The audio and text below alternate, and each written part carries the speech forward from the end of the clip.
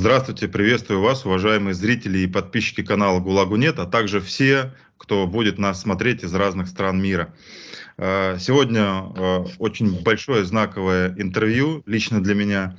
Несколько дней назад кадры со спасением рядового Руслана Анитина облетели практически весь мир. Огромное количество людей это тронуло, и, на мой взгляд, самое важное, что это тронуло в первую очередь россиян, что они очень многим это дало понять на самом деле, что же происходит сейчас в этой подлой войне. И огромное количество людей написали слова благодарности тем телепилотам и их командирам, которые эвакуировали Руслана Анитина вместо того, чтобы его разбомбить как врага, проявив таким образом великодушие, милосердие и гуманизм. И сегодня впервые у меня лично такая, и у вас тоже уникальная возможность услышать от первого лица рассказ человека, который непосредственно занимался этой специальной операцией и кто непосредственно принимал участие в спасении Руслана Анитина. Андрей, приветствую вас на канале ГУЛАГу нет. В первую очередь хочется от меня, от моей семьи, от моих коллег, от моих единомышленников, от всех подписчиков канала ГУЛАГу нет поблагодарить вас, потому что то, что вы сделали, невозможно переоценить. Возможно, я думаю, надеюсь, это видео и вот этот момент, который происходил 9 мая, станут отправной точкой в повороте в сторону мира от войны. Если можно, Андрей, тогда расскажите, пожалуйста, как это происходило, и самое главное, да, вот это видео, кто его смонтировал и при каких обстоятельствах оно было записано, смонтировано и опубликовано. И дальше тогда пойдем по хронологии. Да, здравствуйте, Владимир. По событиям, смонтирован ролик был мной, был смонтирован в тот же день, когда события все происходили, это было 9 мая.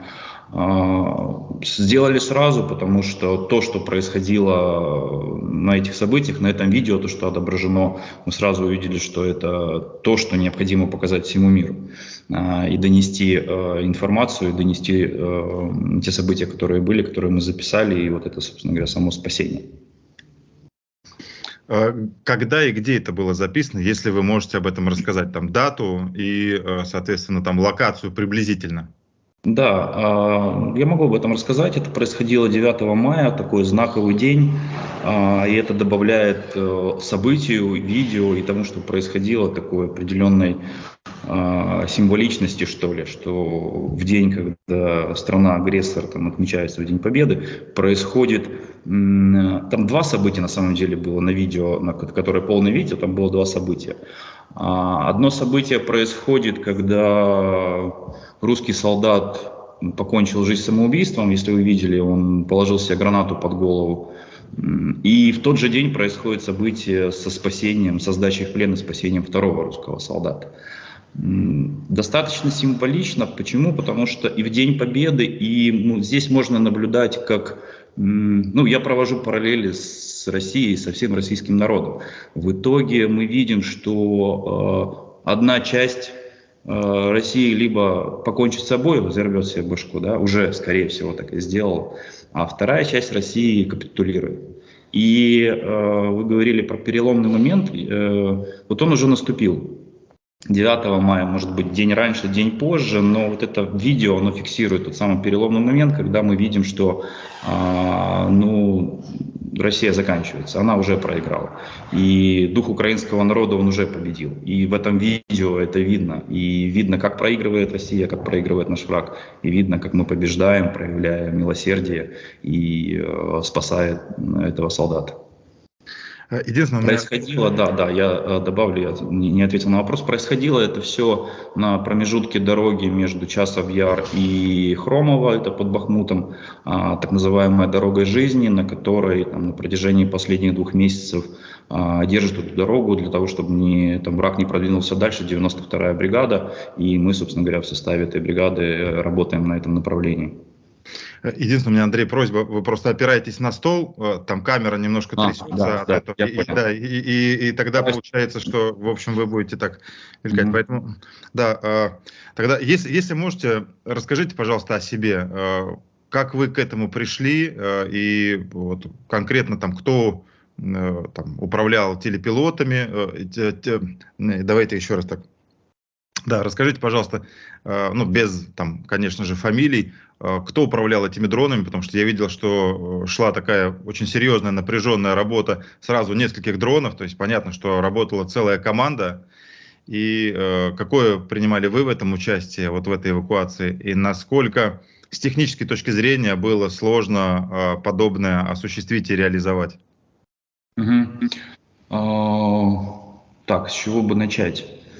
Мы работаем в этом направлении, работает несколько дронов всегда. Есть отдельный экипаж, который сбрасывает гранаты и другие боеприпасы. Таким образом мы зачищаем территорию перед нашими позициями, когда туда заходит противник. И отдельно работают еще операторы дронов, которые проводят аэроразведку. Ну, в тот день это было ровно все так же само. У нас работало два экипажа аэроразведки, которые проводили разведку и выискивали орков на позициях. И отдельный экипаж, который занимался уже истреблением найденного врага. В тот день это происходило ровно так же.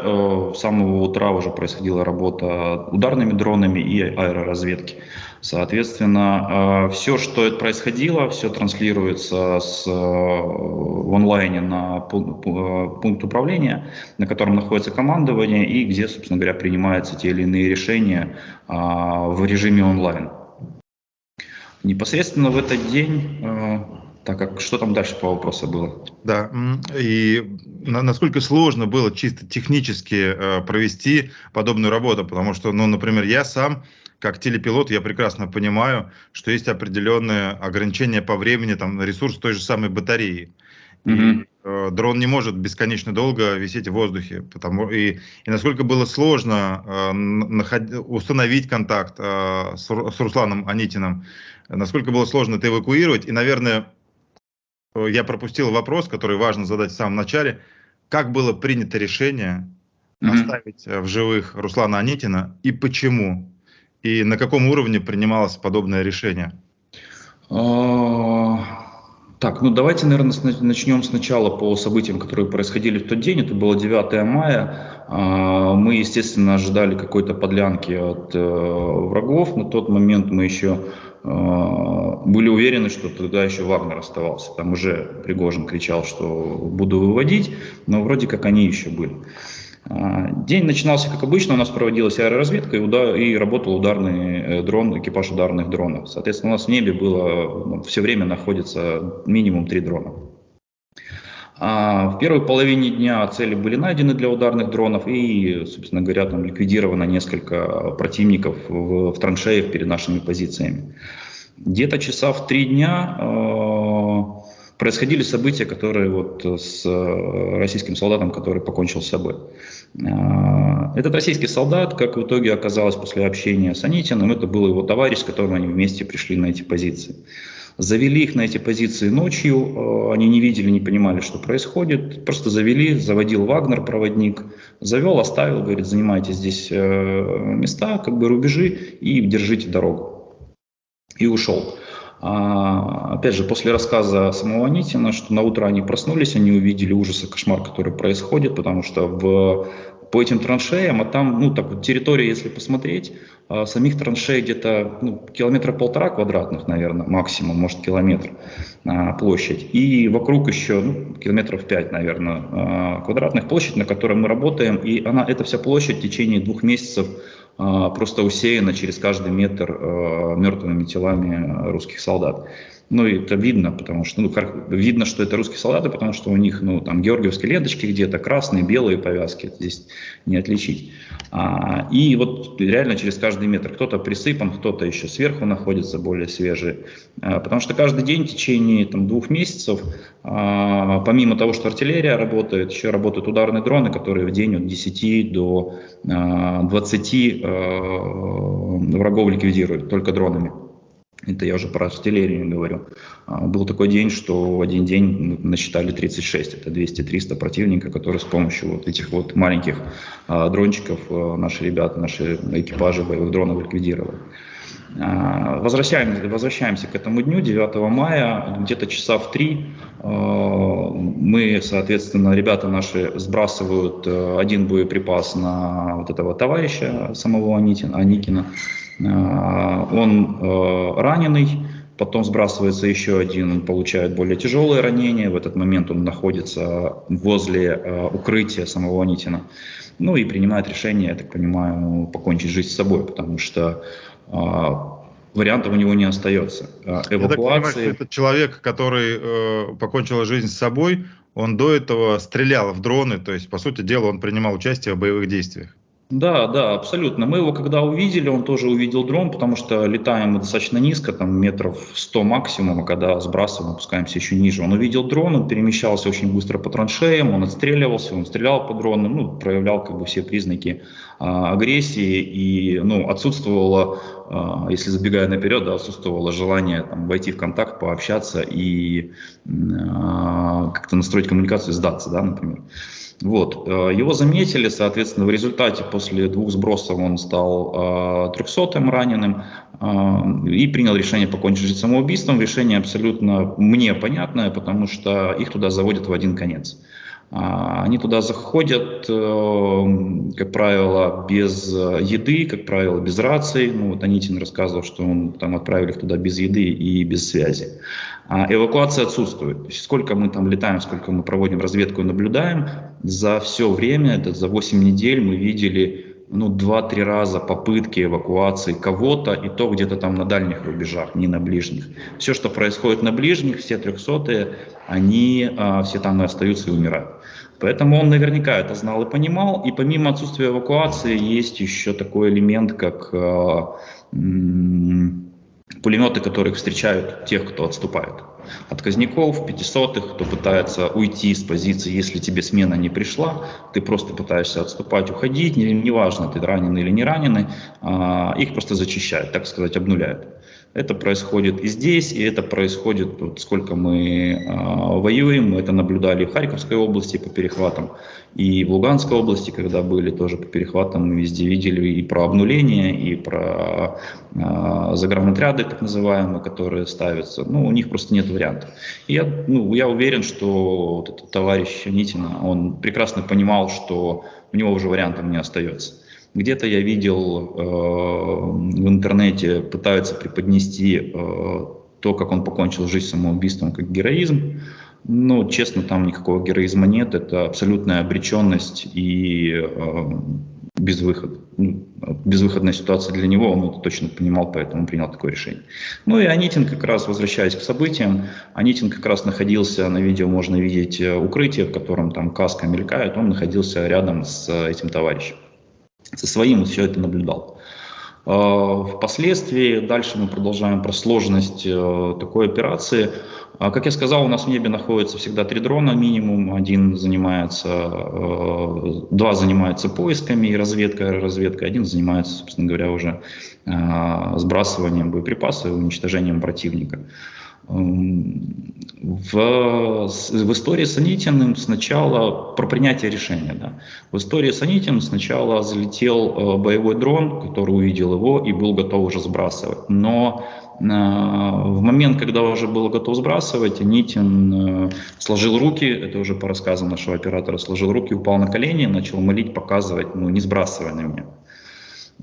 Оператор боевого дрона, который сбрасывает, это первое решение, которое было принято, это было принято непосредственно самим оператором дрона, он увидел это и улетел дальше, он полетел работать в другом направлении, на него не сбросил. Что руководствовало им в этот момент, мы можем с вами предполагать, догадываться, но наверняка это просто обычная человечность, которая присуща всем живым, наверное, всем людям. И он принял такое решение и полетел. Соответственно, после того, как это произошло, наш дрон-аэроразведчик подлетел к этому персонажу, для того, чтобы посмотреть, что вообще происходит. Мы увидели, что он спокойно себе перемещается по траншеям, пошел водички попил, покурил. И мы просто низко достаточно висели, наблюдали за всем этим. И в этот момент, когда мы узнали про эту историю, что он попросил на него не скидывать, и подлетели уже смотрели на него, Как я уже говорил, все транслируется с дрона в режиме онлайн, транслируется на пункт управления. И на пункте управления командование принимает решение, ну, давайте мы посмотрим, что он будет делать. Давайте мы за ним понаблюдаем. Дрон мы отменили, чтобы он на него сбрасывал боеприпасы и ликвидировал, поэтому просто наблюдали. И в моменте наблюдения уже сам Анитин начинает проявлять, на видео видно, начинает проявлять интерес к дрону и начинает налаживать с ним коммуникацию, начинает общаться вот с этой маленькой птичкой-роботом, которая находится в небе, наверное, уже тогда понимая, что это его единственный шанс остаться живым. Ну, больше процентов у него, все-таки пообщавшись с дроном, попытаться сдаться, чем оставаться здесь в траншеях и умереть либо от дрона, либо от голода, либо он, по-моему, к тому моменту уже был раненый. Завязывается коммуникация, мы в режиме онлайн все это видим, у нас в режиме онлайн трансляция есть и звуковое, голосовое общение с самим пилотом, соответственно, пилот получает команды, как действовать, и действует. Сам Анитин начинает придумывать вот эти вот знаки коммуникации, на видео видно, как он показывает, что одна вспышка – это «да», а две вспышки – это нет. Ну, он как бы придумал такое, да, потому что у нас до этого практики такой не было, и какой-то инструкции, как действовать и как коммуницировать с помощью дрона с орками, которые хотят сдаться в плен, такого нет. Поэтому вот на ходу это было придумано самим Анитиным. Впоследствии со вспышкой получилось сложновато, там кнопки нажимать, и мы все-таки решили махать просто камерой, там, влево-вправо, вверх-вниз. Но ответов да не было, да, вверх-вниз. Ну, он спрашивал, он видно, да, он показывает, меня убьют, дрон головой махает, как бы камерой махает, нет. То есть вот такое общение происходило с дроном. Пока происходило такое общение, второй дрон аэроразведчик, была написана записка «Сдавайся, иди за дроном». Мы работали в тот момент в паре с еще одним подразделением ударной роты БПАК. Ребята, соответственно, написали эту записку, засунули в пакет и отправили, прилетели. И в момент, когда один дрон общается, подлетает второй дрон с этой запиской. И там такой интересный момент есть, когда Анитин видит, что подлетает второй дрон, у которого что-то зацеплено, он думает, что это бомба, которая сейчас на него полетит, и он такой показывает, типа, не надо, я же тут вот общаюсь, ну я же уже договорился практически, не надо на меня ничего сбрасывать. Все, ну потом мы сбрасываем, он там мешкается, немножко понимает, что это все-таки не бомба, еще уточняет, это мне, мы машем, да, все, он пошел, прочитал записку. Я думаю, что в тот момент он очень вздохнул с облегчением, возможно, были какие-то моменты сомнений, хотя уже нет, какие там сомнения были. Он прочитал записку, еще, по-моему, пару раз уточнил, не убьют ли его, не побьют ли его. Мы ответили отрицательно, ну, сдержали свое слово, вы увидите, вы сможете спросить. И после этого последовал уже сам процесс эвакуации. Длилось это все вот от начала завязки общения и до конца что-то в районе 1,5–2 часов. По вопросу технической сложности, как я уже сказал, у нас 2 дрона минимум в небе, поэтому мы просто делали карусель, и когда у одного дрона заканчивалась батарея, второй подлетал, перехватывал трансляцию, тот летел менять на батарею, поэтому все происходило без потери визуального контакта. Ну, правда, там один дрон ночной мы все-таки потеряли в какой-то момент в процессе эвакуации, потому что прилетел, там есть, видно на видео, что летит артиллерия, пытаются его, не дать ему возможности спастись, опять же, свои же. Вот. И в моменте взрыва артиллерии одна птичка ночная упала. Но, тем не менее. То есть это очень важный для меня момент. Я видел на видео, которое вы любезно предоставили, вот выстрелы. Причем, как я заметил, это, там, возможно, там минометы или артиллерия. Не берусь судить, я не специалист, но вы наверняка лучше знаете. И мне казалось, что стреляют из автоматического оружия, возможно, из пулеметов. То есть вопрос, кто стрелял по Руслану Анитину в момент, когда вы уже с вашим командованием приняли решение дать ему шанс спасти жизнь и сдаться в плен? Стреляли его его соотечественники, наверное, я не знаю, как их правильно называть, потому что огонь велся с той стороны, со стороны противника. Действительно, на видео видно пулеметную очередь. Мы когда увидели, на видео этого нет, по-моему, или даже, по-моему, есть. Мы когда увидели, мы подняли, попросили пилота поднять камеру, посмотреть, что там происходит, и где-то на небольшом расстоянии от него, он уже полпути прошел, на небольшом расстоянии от него на тех позициях, откуда он ушел, там было два военных, которые вели пулеметную очередь в его сторону, и на видео видно, как пролетают. И также, да, также велся огонь. Ну, скорее, я подозреваю, что, опять же, там, со 120-го миномета, не берусь утверждать точно, но там на видео точно два попало хороших таких прилета, которые практически рядом с ним. Ну, было их больше, просто они были чуть дальше. Но два такие, что мы там в какой-то момент уже подумали, что не дойдет Анитин. Но он дошел. И в тот день Бог сказал, что надо его спасти. Андрей, да, что касается этих выстрелов, по вашей информации, это действовала так называемая ЧВК «Вагнер», которая является, по сути, террористической организацией, или это действовала регулярная армия с расстрелами? Потому что «Вагнер», насколько я понимаю, там продолжает оставаться на тех позициях, там частично в том виде, в котором они уцелели, и при этом там руководитель, главарь этой террористической организации Пригожин, он заявляет о том, что у них якобы снарядный голод. При этом мы видим вот эту конкретную историю со сдачей в плен, когда они, не щадя, расходуют снаряды, чтобы убить россиянина, который просто не хочет воевать, не хочет оставаться вместе с ними по одну линию фронта и готов идти к вам в плен, потому что у вас человечность и есть шанс спасти свою жизнь. Угу. Ну, по нашей информации, да, действительно, там вагнера еще есть в каком-то количестве. Ну, по крайней мере, они их заводили на позиции, и после общения с Анитиным он рассказал, что Вагнер передавал позиции вот на фланге севернее самого Бахмута, вот Хромова и Часов Яр, вот эта дорога. Вагнер передавал им позиции, именно поэтому там, и заводил их туда. Кто конкретно стоял в тот момент, и то ли это были регулярные войска, то ли это был Вагнер, кто там выстраивал, ну, вел пулеметную очередь. Стрелял со стрелкового оружия, стреляли точно регулярные войска, потому что они уже были на этих позициях, вагнеров там уже не было. А кто вел огонь из артиллерии, ну, я не могу точно сказать, утверждать тут как бы сложновато. Подозреваю, что опять же регулярные, почему? Потому что подразделение самого Анитина уже зашло, оно уже поменяло вагнеров, и они подтянули свою артиллерию в том числе. Но это в данном эпизоде. До этого у нас были эпизоды, когда мы брали в плен вагнеров на этом же направлении, на этом же участке. И там происходит ровно все то же самое. Они также рассказывают про своих же ЧВКшников, у которых приказ не выпускать никого, если они идут, то просто обнулять, расстреливать на месте. Это достаточно важная для меня тема, потому что я как раз занимаюсь в том числе независимым расследованием тех военных преступлений против человечности, которые совершали там, Пригожин, Уткин и их сообщники. Это важный момент. Все-таки, как давно вы наблюдаете и участвуете в этом под Бахмутом? Есть ли у вас информация об аналогичных историях, вот как с Русланом Анитиным, или это впервые подобное произошло?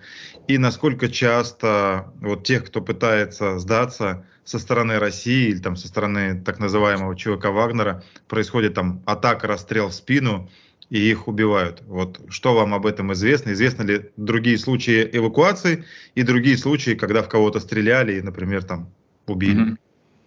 Ну, случаев вот такой вот эвакуации с помощью дрона я на своей памяти вспомню один, не у нас. У нас подразделение, в целом в нашем подразделении, на бахмутском направлении за время нашей работы там, это первый случай такой. В сети я видел, может, с полгода назад, может, чуть раньше, еще одну такую историю, когда русский солдат сдается в плен дрону. Ну, пролетело там тоже достаточно много. Часто ли они сдаются добровольно? К сожалению, нет. К сожалению, не часто. То есть чаще мы их просто берем в плен, когда у них уже нет выхода из этой ситуации, и либо покончить с собой, либо сдаться в плен. Это было и на Луганском направлении, это происходит и происходило, и здесь вот происходит на Бахмутском направлении. Причем сдаются и регулярные войска, и вагнера сдаются в плен. Поэтому здесь такое часто происходит. А когда сдаются, если сдаются и выходят с поднятыми руками без оружия, и в них не стреляют, это 100%. Я за этим наблюдал уже неоднократно, и уже много пленных мы взяли, и наше подразделение непосредственно набрало пленных, и соседние подразделения, и везде. Ну и мы же все это видим. То есть у нас круглые сутки в онлайне происходит трансляция там наших позиций, мы все прекрасно видим, что происходит.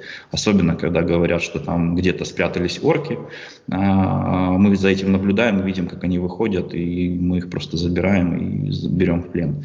Были другие ситуации, были ситуации, когда один орк выходит и говорит: я сдаюсь, поднимает руки, соответственно, наши там один или два берут его на мушку и выводят, но из-за спины просто стреляет другой.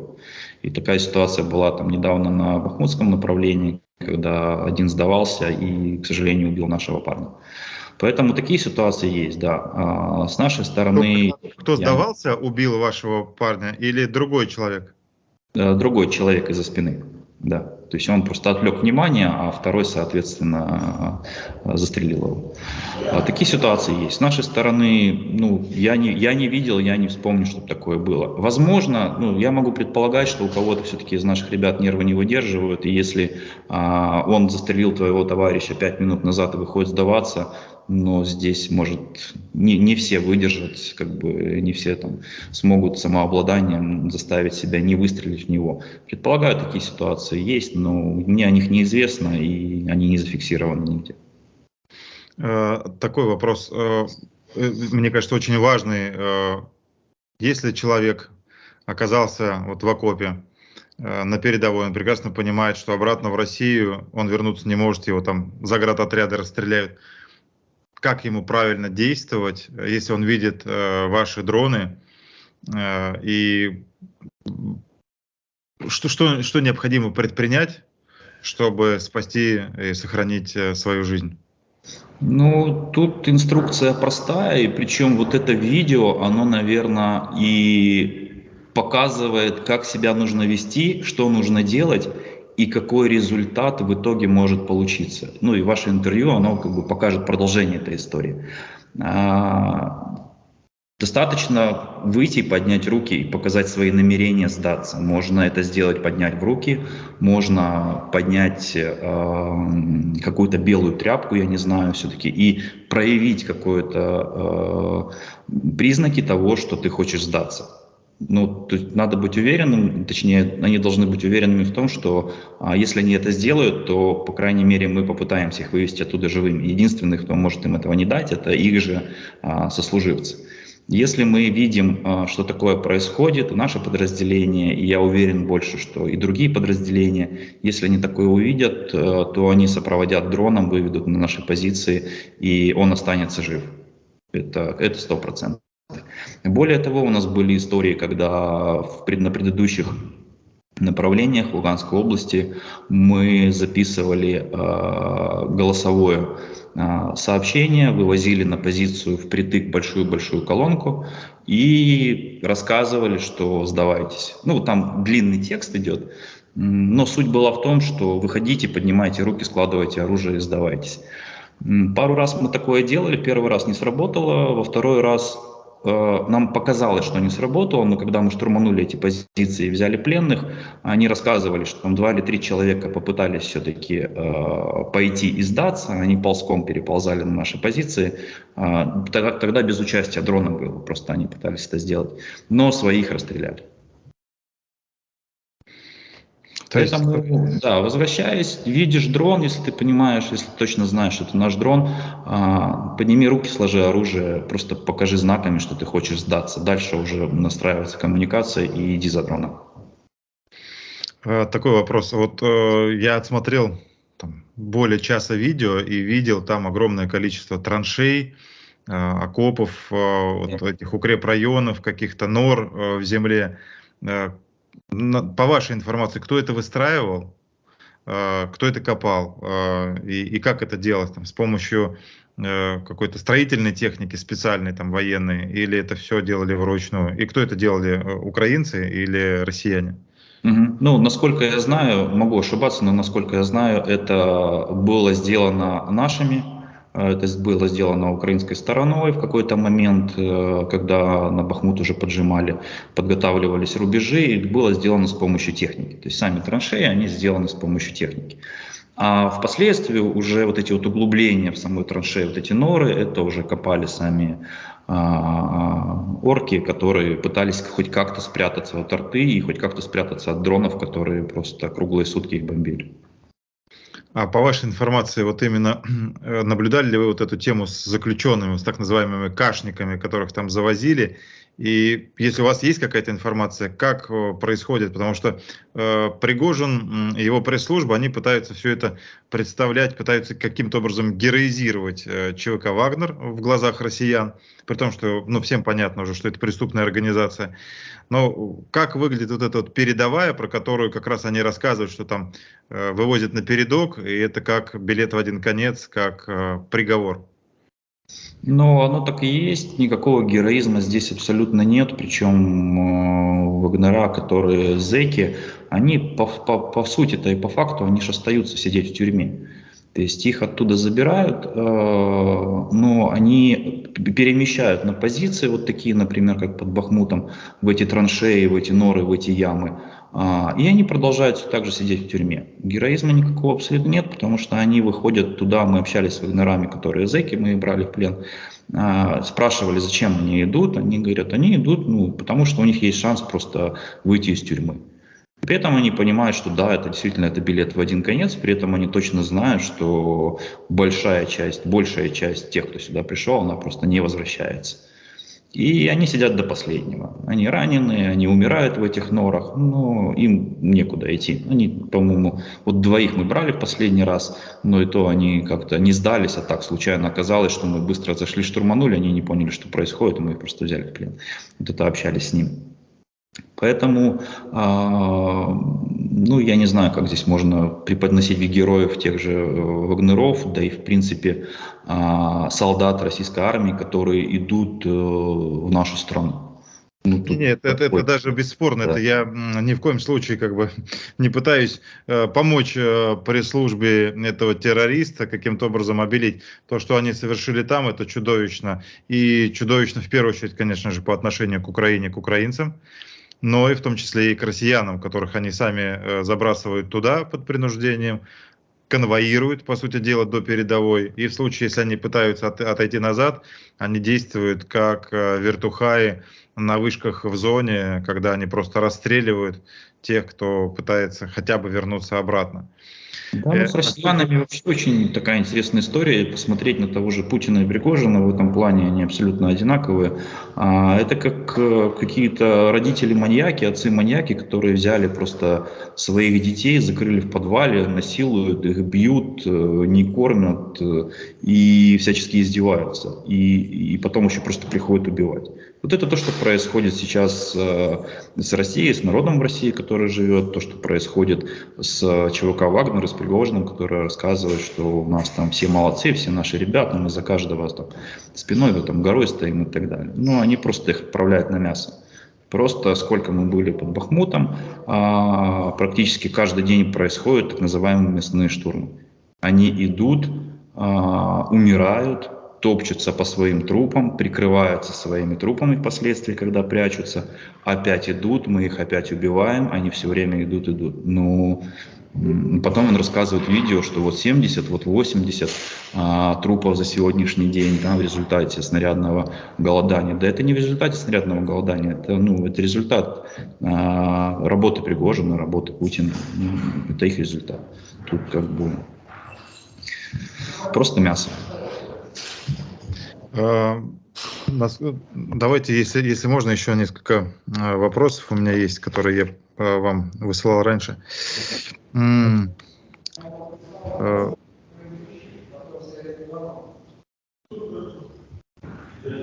Да, конечно, Андрей, что бы вы хотели сказать россиянам, потому что, конечно, еще раз подчеркну, огромное количество людей увидело ваш ролик, и с вашего там, разрешения, да, я запостил это в Фейсбуке и на нашем YouTube-канале, тысячи комментариев, словами поддержки Украине, словами благодарности вам, всей команде. Ну, теперь мы понимаем, что там работала целая большая команда над спасением вот одного единственного человека, который вообще с оружием в руках пришел на вашу территорию. Вот. Огромное количество людей вас поблагодарило. И я просто уверен, что интервью с вами там, и с Русланом очень многим в России раскроет глаза и разрушит вот эту вот картинку пропаганды, которую там, Путин со своими сообщниками навязывает. Что бы вы хотели, в свою очередь, сказать всем россиянам? Всем россиянам, вне зависимости от того, на оккупированных они территориях или они на территории России. Слушайте, но на самом деле уже нету сил, нету веры, нет, как наш командир говорит, свободной валентности на вот это, на пытаться что-то сказать, пытаться что-то нести, пытаться что-то показать и переубедить, потому что, как мы видим, они в другом мире живут, к сожалению. В начале войны, в начале нового этапа войны с 24 числа на протяжении, там, может быть, какого-то периода, месяца, наверное, до событий Бучи, максимум месяц, пару недель, наверное, еще хотелось сказать, хотелось переубедить, и было что сказать. Потом просто стало понятно, что это бесполезно. Нет смысла тратить свою энергию на то, чтобы доказать, что черное – это белое, и наоборот. Я, к сожалению, наверное, уже разуверился в том, что можно изменить сознание всех россиян, к сожалению. Поэтому что им сказать? У меня есть одно, что им сказать. Вы, конечно, можете вырезать это, но я не буду вырезать. Все, кто пришел на нашу землю, все сдохнут. Просто так это произойдет. А все, кто остался и принимает в этом активное либо пассивное участие в том, что происходит, терроризм и убийство, они будут платить за это еще много десятков лет. И поколения, их дети будут за это расплачиваться. Поэтому вот это я могу сказать. Больше как бы... Ты смотришь на человека, ты когда находишься в этих траншеях, на человека, это я неправильно сказал, это можно вырезать. Когда находишься в этих траншеях и идешь мимо этих трупов, ты не воспринимаешь их как людей. И это не потому, что ты военный, ты уже привык к этому, а потому что ты видишь перед собой не человека. И все, кто сюда пришел, они не воспринимаются как люди, и даже как животные не воспринимаются, потому что животные вызывают определенные эмоции. А они нет. Поэтому здесь это все. Возможно, вы что-то будете, потому что огромное количество, я думаю, что и украинцев тоже будет смотреть это видео, там, и гражданских, и тех, кто сейчас так или иначе помогает ВСУ в противостоянии, в защите вашей страны, вашего государства, вашей независимости, вашей свободы, вашего будущего. Что бы вы им хотели сказать? Слушайте, наш народ такой, что им говорить ничего не надо. Они все знают, все видят, все умеют. Они доказали это тогда, когда казалось бы, что мы сейчас упадем. Они доказали это 24 февраля, и они сейчас это доказывают в месте, где, казалось бы, уже вопрос по Бахмуту решен. Он уже пал, он уже сдался. Но что мы видим? Сейчас идут контратаки, сейчас фланги продвигаются, и Бахмут не сдался. И не сдался народ. Каждый солдат, который находится, каждый пехотинец, который находится, каждый гражданский, который находится не на фронте, никак не принимает, не военный, но принимает хоть как-то участие в этом, они уже победили, мы все победили. Хотелось бы донести такой месседж, что те, кто не воюет, помогайте и оставайтесь людьми. Я прекрасно понимаю, что мы украинцы, мы сильные, да, мы благородные. Я прекрасно понимаю, что и до войны были разные люди у нас в стране, да, и после войны особо ничего не поменялось, они такие же остались. Мне хочется просто донести, чтобы информацию до моих соотечественников, до украинцев, что оставайтесь людьми в любой ситуации, оставайтесь людьми, помогайте военным, помогайте старушкам, помогайте бездомным, просто будьте людьми. Андрей, огромное спасибо вам за эти слова, за то, что вы сделали, и за то, что вы делаете. Наверное, я должен был это спросить почти в самом начале, но реально пропустил. Возможно ли, чтобы вы вообще рассказали немножко о себе, вот то, что этого можно, чтобы не вторгаться в некую там военную тайну и так далее? Как вы оказались на фронте? Как вы приняли для себя решение? Вы профессиональный военный или нет? Потому что то, что вы делаете, это потрясающе. Вот вы и вся ваша команда. Если можете, вот об этом. Да, нет, я не профессиональный военный, я до 22 года, до апреля никакого отношения к армии в принципе не имел, срочную службу не проходил. До 22 числа, до 24 февраля у меня была своя компания, но она и есть сейчас, небольшая IT-компания, которая занимается предоставлением IT-услуг, автоматизацией бизнеса. Я жил нормальной жизнью, вроде как неплохой. Бизнес, семья, отдых, моря. Все было как бы окей. И когда все это произошло, с 24 числа я быстро отправил семью за границу в течение недели буквально, потому что понятно было, что оставаться опасно. И взял военник и пошел в военкомат. Потому что не сразу взяли из-за отсутствия опыта. Какое-то время, в районе 2 или 3 недель пришлось подождать. Но вот эти 2-3 недели, они, конечно, были очень сложные, потому что ни про работу, ни про какие-то дела и задачи и планы не получалось думать в принципе. То есть меня всем естеством рвало на линию фронта, на то, чтобы защищать свою страну, защищать свой дом. Потому что фактически я это воспринимал и воспринимаю сейчас как, представьте, что вы сидите в своем доме, там рядышком находится жена, возможно, дети, прекрасный вечер, все хорошо. Просто представьте, там может быть камин, может быть не камин, неважно.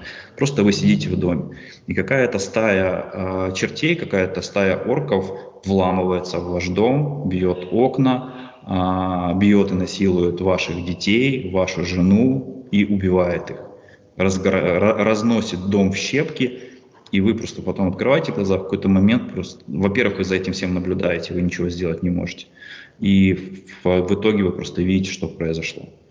Вот воспринимается именно так, мной воспринимается именно так, как ко мне пришли в дом, с моими близкими, с моими родственниками, с моими людьми, которых я люблю, сделали вот такое.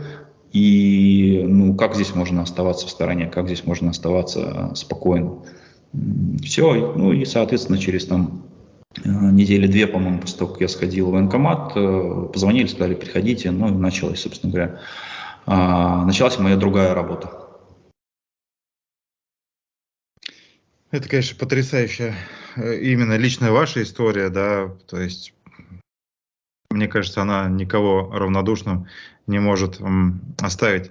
Что от себя хотелось бы, если позволите, 1-2 минуты вам сказать? Еще раз, да, не устану и вас, и ваших всех коллег благодарить и за саму эвакуацию, за спасение Руслана Анитина, и за то, что вы делаете, за то, как вы доблестно сражаетесь, защищая вашу страну. Это заслуживает всяческого уважения, и, мне кажется, весь цивилизованный демократичный мир вас поддерживает. И, конечно же, скорейшей победы вам, скорейшего освобождения оккупированных территорий, восстановления целостности вашего государства, вашей страны. и восстановления самой страны после того, что, к сожалению, принесла вам та страна, в которой я жил до 2015 года. Если можно, тогда давайте попробуем тогда поговорить, если Руслан захочет с нами поговорить, пообщаться. И, конечно, да, еще раз хотел сказать огромное спасибо вам и всему вашему командованию, которые настолько открыто позволили мне пообщаться с вами, которые одобрили мой разговор с Русланом и которые предоставили вот те кадры, которые действительно на очень многое для меня открыли. Да, пожалуйста. Я хотел бы под конец все-таки, вот вы сказали про командование, я хотел бы отметить, я как человек гражданский вчерашний, да, попавший в армию, ну, скорее не в армию, а на войну, я хочу отметить большое дело, которое делает командир бригады 92-й и командир 3-го батальона, в котором мы служим. Потому что без вот таких вот командиров, без вот такого вот командования не было бы вот результата сегодняшнего, о котором мы с вами разговариваем. То есть Анитина можно было бы просто даже не спасти, он бы там умер, потому что благодаря командиру бригады, благодаря командиру нашего 3-го батальона появилось подразделение, в котором я сейчас работаю. И благодаря моему непосредственному командиру с позывным «Флинт» была создана команда, в которой я сейчас работаю. Было создано подразделение «Код 9.2», результаты работы которой вот привели нас сегодня сюда, о котором мы разговариваем, и в итоге спасли жизнь вот тому самому Анитину. Хорошо, тогда я присоединяюсь к этим словам, и огромная благодарность всем им. И я очень надеюсь, что в скором времени, уже после окончания этой подлой, коварной войны, которая просто обрушилась на Украину без какого-либо основания и предупреждения, будет возможность и с вами снять продолжение. И вот, возможно, будем надеяться, что и ваши коллеги, если они захотят, они будут рядом с вами, все будут живы и смогут тоже рассказать, как они видели эту историю. Потому что, еще раз подчеркну, это история, которая, я уверен, она войдет в целом в мировую историю и станет основой там, для книг, для сценариев, для каких-то документальных или художественных фильмов. Ну, потому что это действительно очень потрясающая история и очень наглядно демонстрирующая всему миру, но в первую очередь вот лично для меня, для россиян, для России, что на самом деле там происходит, что вот эта вот пелена вот этой бесовщины, дьявольщины, вот этой лжи и пропаганды, которая их отравляет каждый день, чтобы она была разрушена вот просто вот этой голой правдой, вот тем, что на самом деле происходит. Да, я надеюсь, что есть как бы все-таки еще что-то в головах у кого-то в той стране, и они догадаются, что это не постановочная съемка, что это не было придумано, а давайте мы запишем видео и покажем всему миру, какие мы благородные, да, вот давайте это сделаем. Это все происходило очень быстро в моменте, мы действовали, и командование, и пилоты действовали, исходя из своих внутренних побуждений, исходя из своих чувств и эмоций. То, как они это делают каждый день, там не было времени рассуждать, убить его или не убить. Он увидел, что человек, несмотря на то, что это враг, что он просит его не убивать, и он просто не стал этого делать.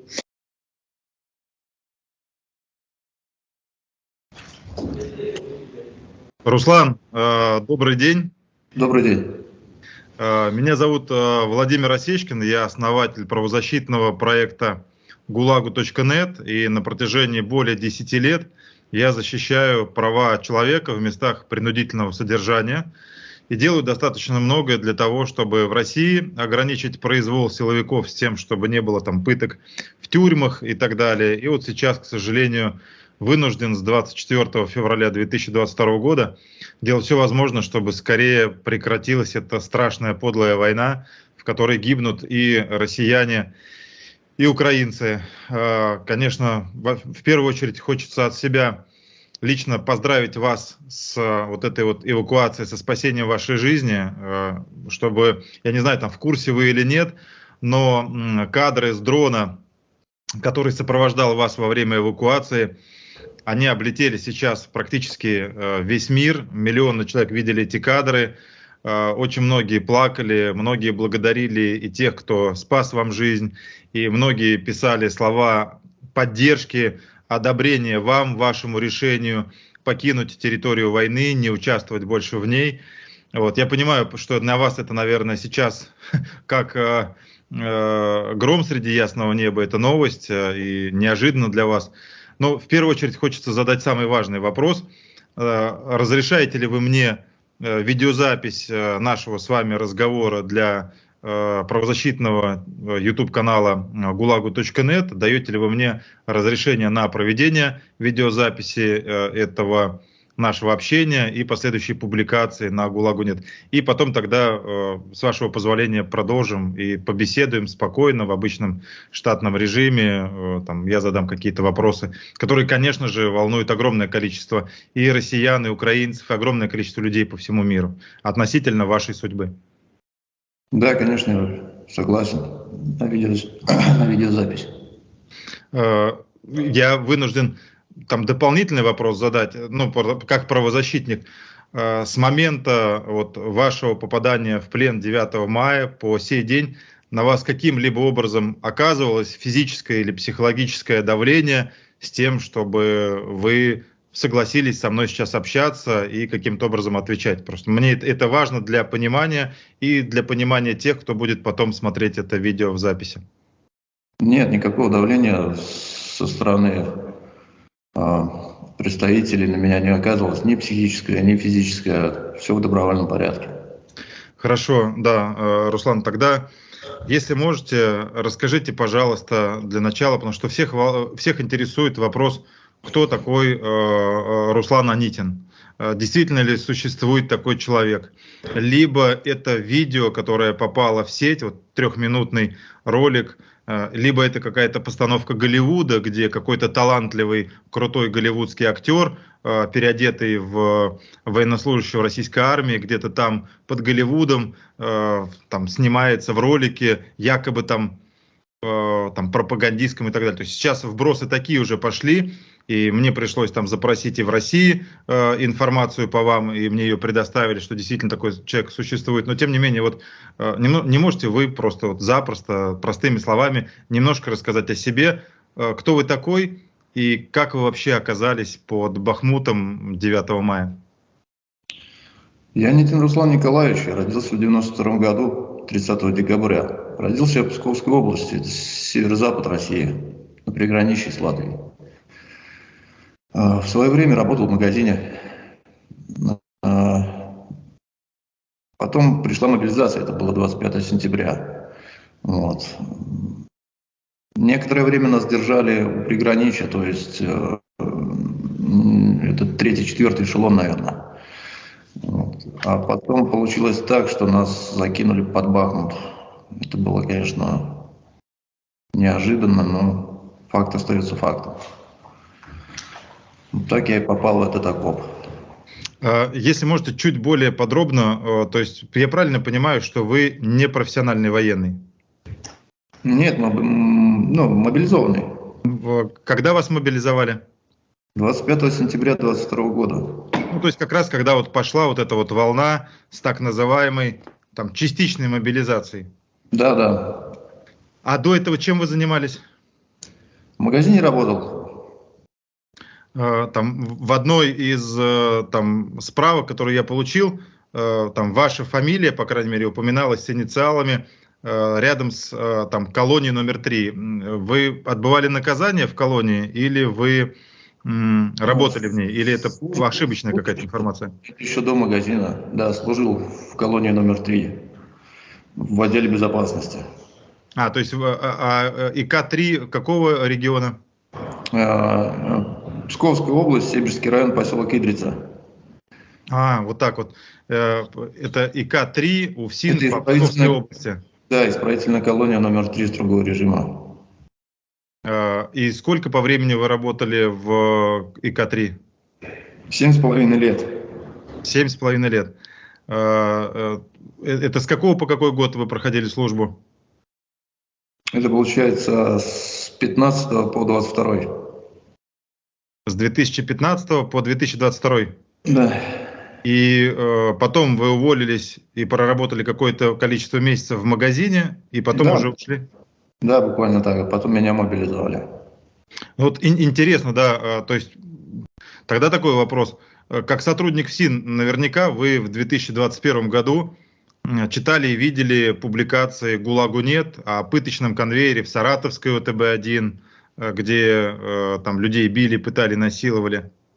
Так, у нас прерывалась связь, похоже. Не, на все хорошо. Да, просто картинка буквально на 2 секунды зависла.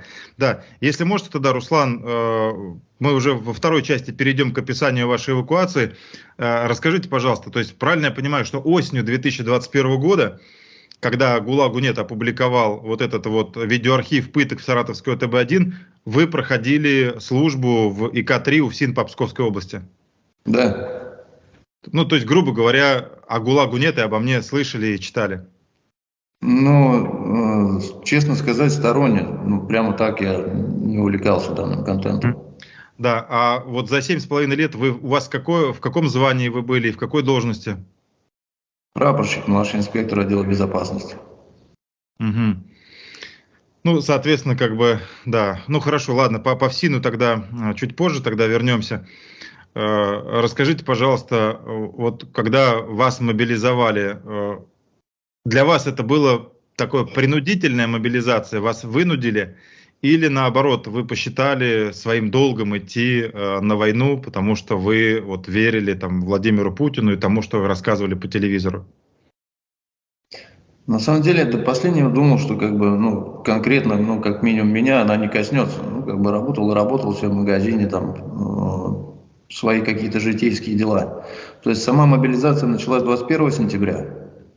Вот. Ну и как бы время, вот эти дни шли, я уже как бы, ну, подумал, ну и все, значит, меня она точно не коснется. И 25 числа, вот я говорю, позвонили, сказали, что так, это так, вот повестка, нужно расписаться. Вот.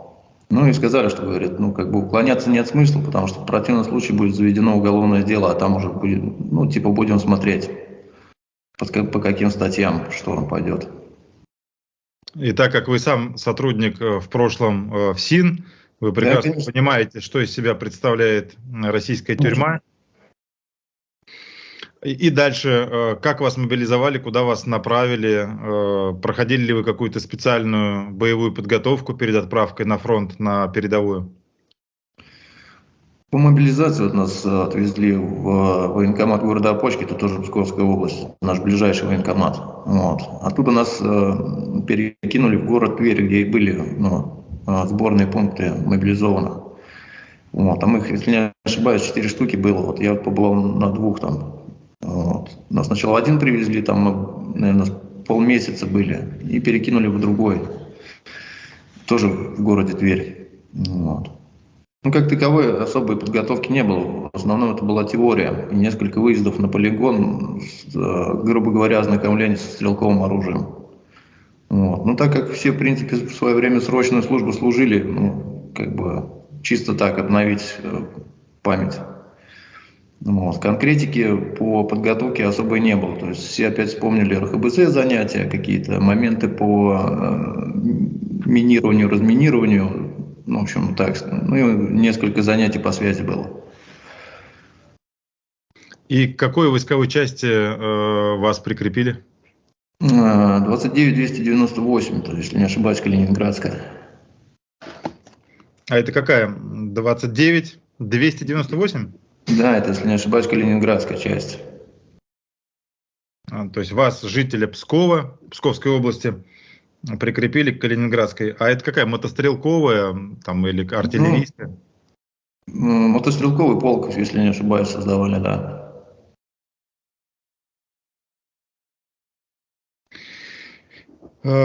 И если не секрет, сколько вот там вам в качестве там вознаграждения, зарплаты ежемесячно выплачивали? Ежемесячная зарплата была, ну, около 200 тысяч, там плюс-минус 5 тысяч, я не знаю, по каким расчетам это вычислялось. Где-то 195. Угу. Из которых вот 158 была это социальная выплата, ну, семье, и Остальное это 1035, наверное, была зарплата, так как нас мобилизованных приравняли к военнослужащим контрактной службы. Мгм. То есть это как бы это не вся зарплата 200 тысяч, это идет о социальной выплате семье. Ну, как нам сказали, да.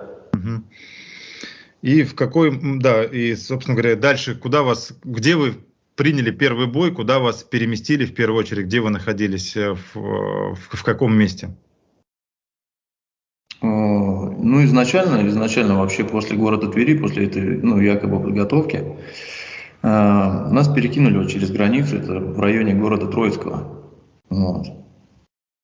Там наш полк вот этот вот встал в лесопосадках, вот, и как бы нам сказали, что мы будем выполнять работу военной полиции, комендатуры, то есть для сохранения правопорядков, ну, чтобы избежать там мародерничества, ну и всего прочего. Вот. Да, и какое-то время мы так, в принципе, и действовали по этому принципу. Несли караульные службы, ну, то есть ничего значительного. Затем часть военнослужащих перевели в 9-й полк, вот, в котором я в последнее время и нес службу. Вот. Крайний раз мы 9-м полком стояли там, на Купянском направлении. И потом нам сказали, что Вагнер со своих позиций уходит, мы займем его место. И вот так мы оказались под Бахмутом. Вот там я и попал в свой первый и вот крайний бой. Последний, надеюсь. Да. А солдатом вы были какого подразделения? Как оно там вот в рамках 9-го полка называлось? Стрелок мотострелковой роты. Стрелок. Угу. Ну, опять же, в звании рядовой. Ефрейтор. Ефрейтор. Ну да, у меня по срочной службе ефрейтор был. Сейчас я запишу. Соответственно, и дальше как происходили события? То есть в какой момент вы узнали, что вас направляют под Бахмут? И понимали ли вы, что под Бахмутом была там, Пригожиным и его сообщниками устроена такая бесчеловечная мясорубка, где огромное количество погибло людей? То есть вы об этом, пока вы находились в армии, там, читали, отслеживали вот то, что там происходит? Нам буквально там как-то накануне вечером сказали, что мы будем переезжать, скорее всего, на Бахмут. Что именно нас там ждет, мы, конечно, не представляли. Связи как таковой у нас была, временами она появлялась, мобильная. Вот, мы пользовались моментом там, с родными созвониться. Вот. Именно как новостных колонок, конечно же, не было возможности там что-то где-то почитать. Вот. И, в общем, нас начали перебрасывать под Бахмут. Сначала 2 взвода перекинули первых. Вот мой взвод и там взвод с другой роты. Вот. Закинули, в общем говоря, рядом с позициями. Вот. А как происходила вот эта вот переброска сил? На чем? На Уралах, на военных, на автобусах? Да, на Уралах. Ну, то есть вас сажали в грузовики туда-назад, в фургоны? Да, нас закинули в грузовики с вещами, и мы поехали, грубо говоря, так. Вот. Ну и затем после того, как мы прибыли уже в Бахмут, непосредственно ближе к позициям, нам 3 парням выдали задачу зайти в окопы и укрепиться непосредственно там. Вот. Проводником был один из Вагнера. Боец. А если, да, когда это была дата, помните? 6 или 7 мая, так точно, наверное, не скажу уже. Ну, за сколько дней до вашего... Это было 8 мая, да. 8 мая. Угу. И как вы оказались вот в этом вот окопе, практически на самой передовой, в самом пекле? Вот, я говорю, нам дали задачу, взяли 3 парней с нашего взвода. И сказали, что нужно показали на карте этот окоп, что нужно в этом окопе занять позиции и удерживать их. Вот. А кто это сказал? На уровне кого принималось подобное решение по вам? Ну, я не знаю, там с руководством между собой решал, но я так понимаю, Вагнера нам показывали, где позиции и что надо было удерживать. То есть это просто важные моменты. Почему я так детально расспрашиваю? Потому что это ключевой момент. То есть вы военнослужащий, но кто, условно, вам какой-то там капитан или майор или полковник Министерства обороны сказал, что это будут ваши позиции? Или вами в тот момент, где вам нужно будет находиться, по сути дела, руководили, там, указывали, куда вам надо переместиться, там, члены вот этой вот террорганизации ЧВК «Вагнер»? Непосредственно сами приказы, вот лично нам отдавались, конечно, нашими офицерами. Но вся инициатива по расстановке бойцов была у Вагнера. И ваши командиры говорили, чтобы вы их слушали? Ну, у нас не было выбора. Отказ от приказа или отступление, нас бы обнулили. А в какой момент, ну, по сути дела, вот вас как бы, ну, фактически как передали в управление Вагнеру, которые решали, куда вас отвезти, кого они возьмут и так далее? Как это произошло? Ну, я даже и понять не мог. Ну, по большей мере, мы, наверное, туда, когда приехали, они были уже, ну, изначально как консультантами, а потом уже, я так понимаю, инициатива все больше переходила в их руки. Это было какого числа?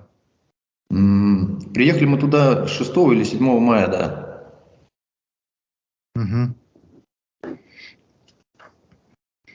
И дальше вы знаете, вот, там позывные, кто в Вагнере, там, ну, в том числе распоряжался там судьбой вас и вот нескольких еще молодых людей? Честно сказать, они не сильно разговорчивые были. Вот.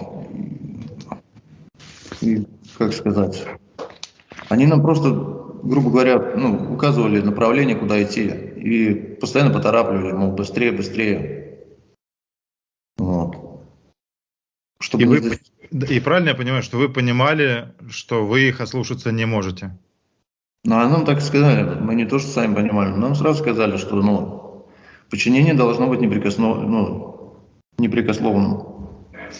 А у вас не возникло вопросов, как получилось так, что вы военнослужащий, который имеет отношение к Министерству обороны, у вас с ними там контракт, выплаты, командиры должны быть у вас, по идее, полковники, подполковники, майоры, а вами начали командовать те, кто являются участниками незаконного вооруженного формирования, вот этого нелегального? Мы задавались, конечно, вопросом, но, как сказать, в том положении, ну, вопрос задавался только самому себе, почему так. То есть окружающим вопрос уже не задавался, потому что, ну, никто не знал, какая будет реакция на заданный вопрос. А по позывным вы помните, кто в Вагнере был и вот вами и другими распоряжался? В основном нет, они как-то делились, что ли, на группы. Это циферное обозначение было. Вот. А цифры, там, я понимаю, так штурмовые отряды были, ШЭО какие-то там, да? Ну, типа того, да. Вот А цифры вы помните? Рядом с нами было 16 и 17. А что такое 16-17, я понятия не имею. И дальше, соответственно, как получилось так, что вот вас переместили туда, на вот эти вот позиции, где вы были, и знало ли об этом командование Минобороны, там, по линии, там, не знаю, там, каких-то ваших командиров вот этого 9-го полка? Наступило вот это вот, если не ошибаюсь, 8 мая, это уже было вечер. Вот. И нас взводный наш, командир взвода, собрал и сказал, что 3 человекам надо выдвинуться на позиции, вот, непосредственно в эти окопы. Вот. Командир взвода именно по армии или по ЧВК? Да. Именно вы знаете его фамилию и имя, и звание? Да. Назовите, пожалуйста, тогда. Лейтенант Грузинцев.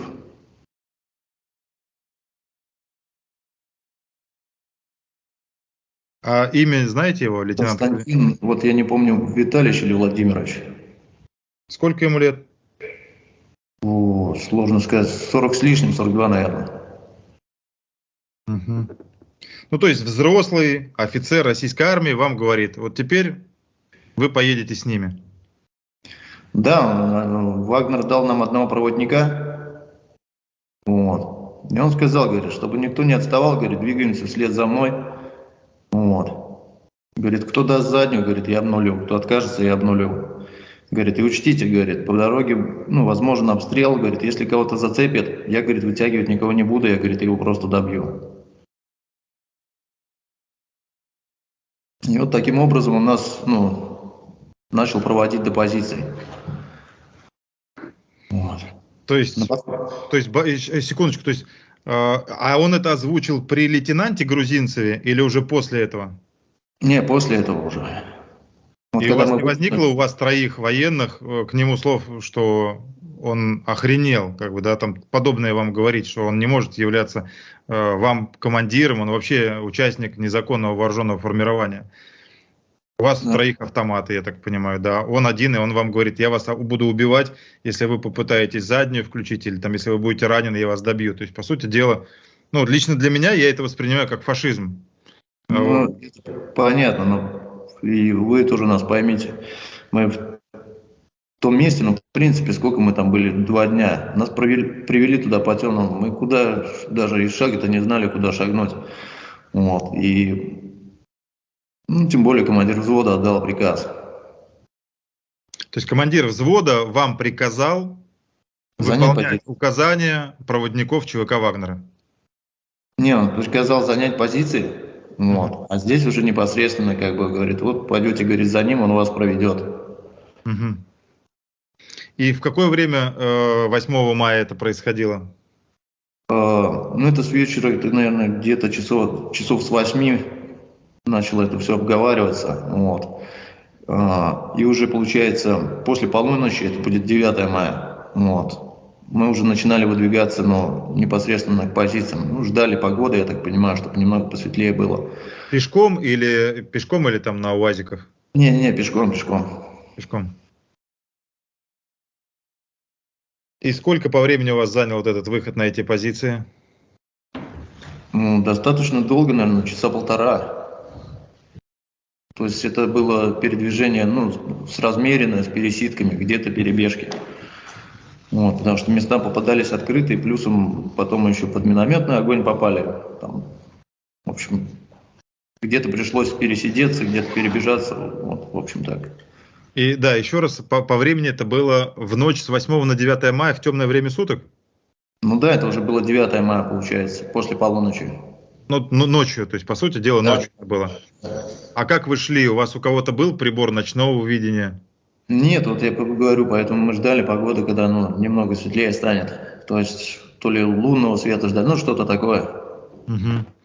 И, соответственно, у вас не было там ни тепловизоров, ни приборов ночного видения.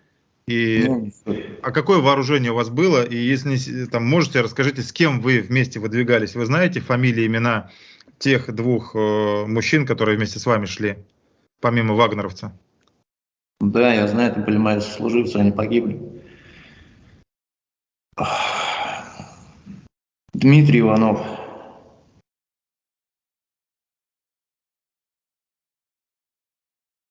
Дмитрий Иванов и Витя, а вот как же у него фамилия? А гранаты себя кто из них подорвал? Дмитрий. И сколько ему было лет? 21.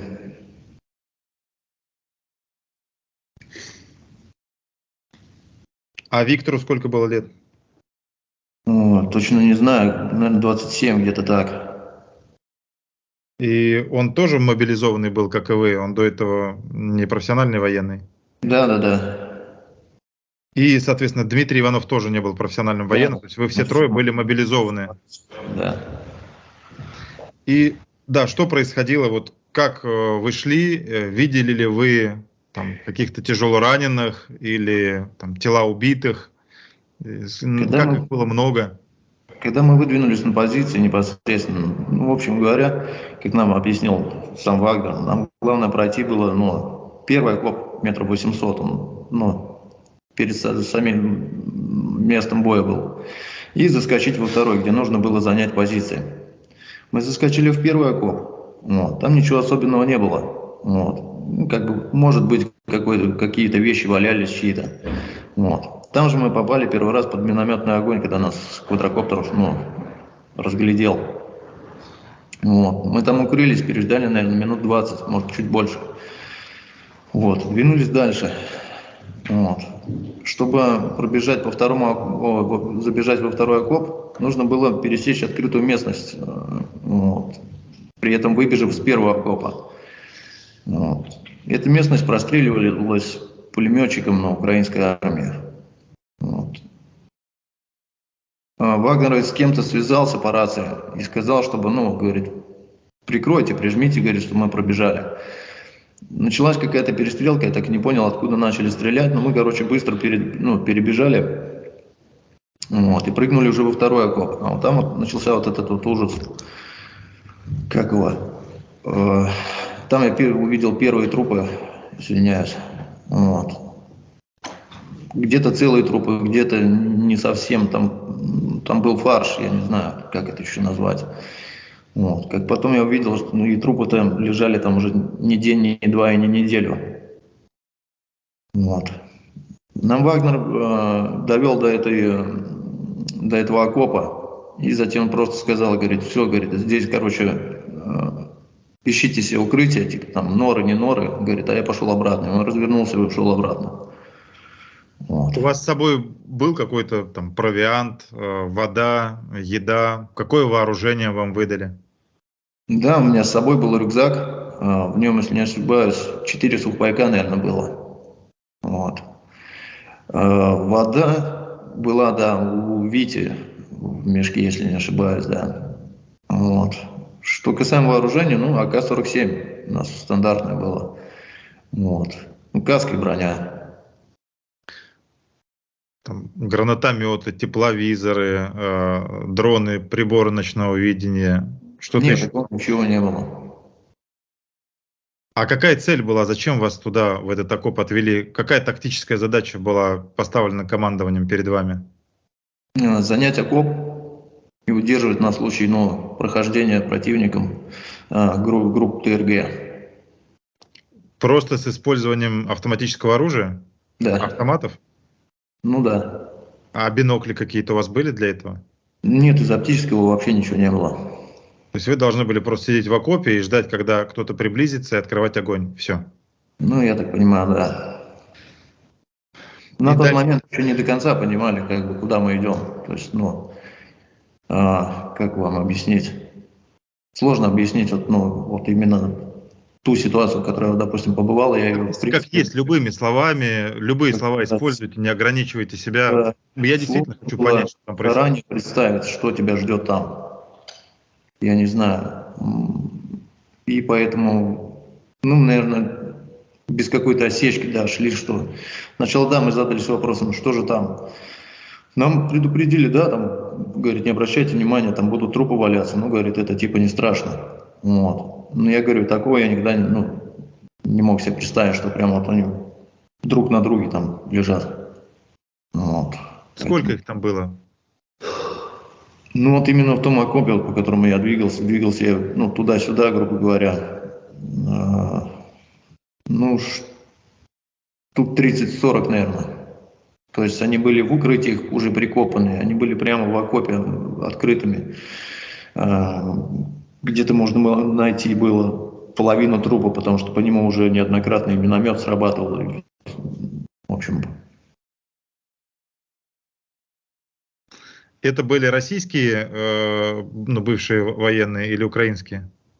Если не ошибаюсь, там все вперемешку. И я видел и украинские флаги на форме, то есть небольшой флажок. И бойцов ЧВК Вагнера там тоже видно было. Вот. Конкретно российских флагов я там не наблюдал. Угу. Мы, как правило, обычно с шеврона все снимали.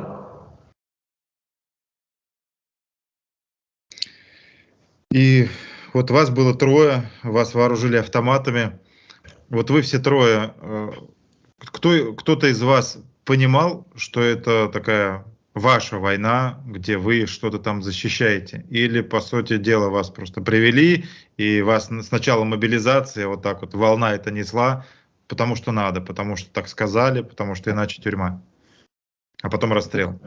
как сказать, никакой прямо конкретики по выполнению какого-то определенного долга у нас никогда не было. То есть, нам говорили, делайте вот это. То есть, какой-то определенной, как сказать, тактики, то есть логики, какой-то последовательности действий, его никогда не было. То есть это могло вообще все случиться спонтанно. То есть сегодня у нас одни планы, ночью нас подняли, вообще выдернули в другое место.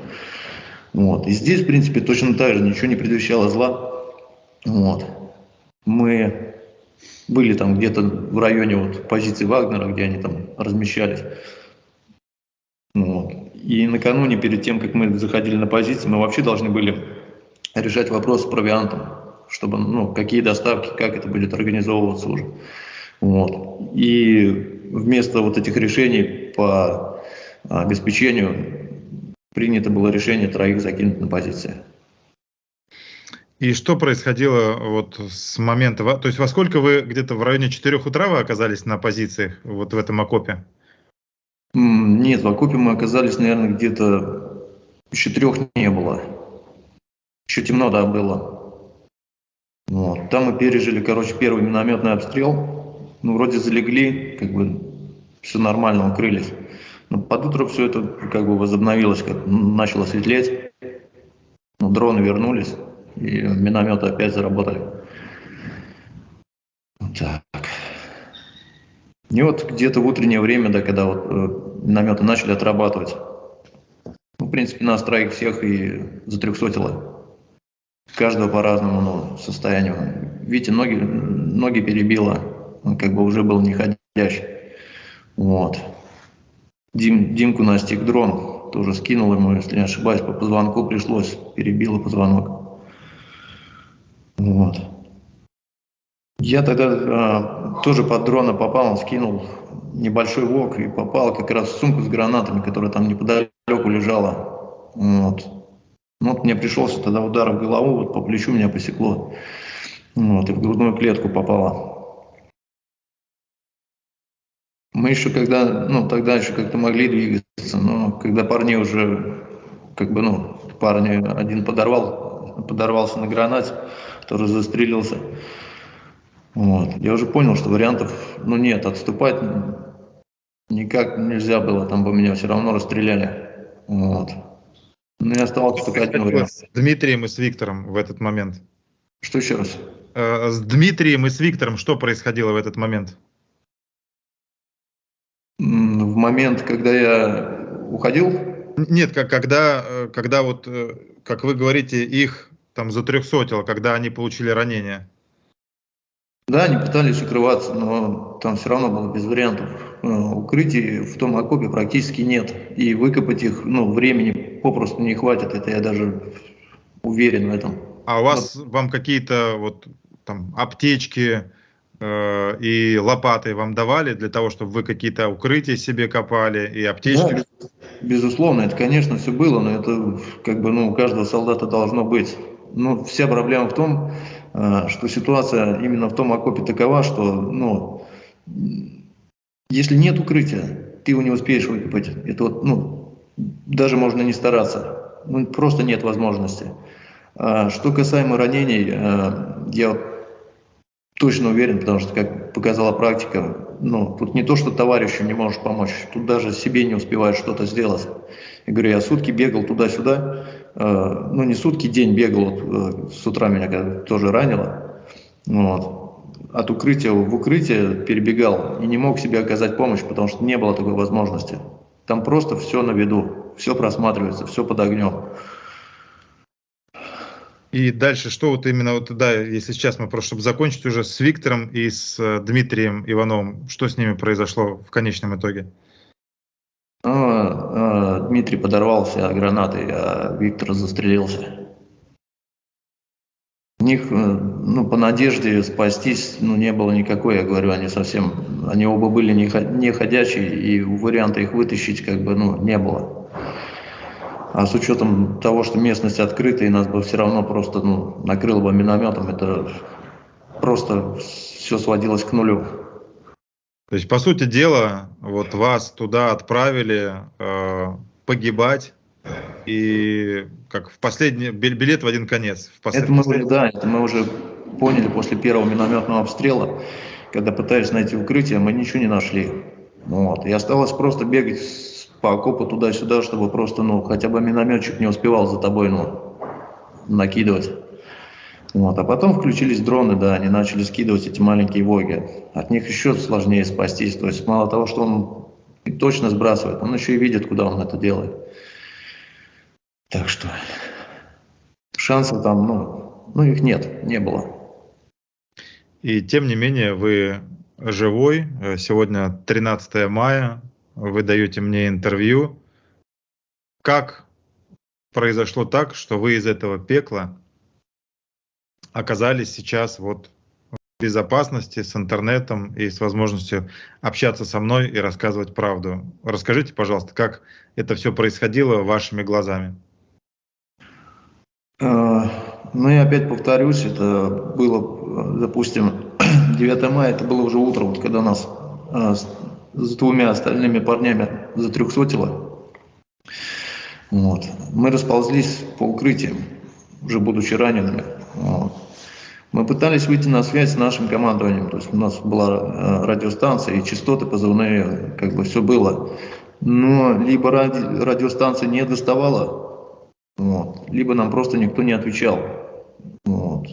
То есть вы что-то озвучивали вашему командованию по рации? Непосредственно, да, нашего командира взвода достучаться, сказать, что у нас все 300-е, что нам нужно эвакуироваться, я не знаю, потому что здесь безнадежная ситуация.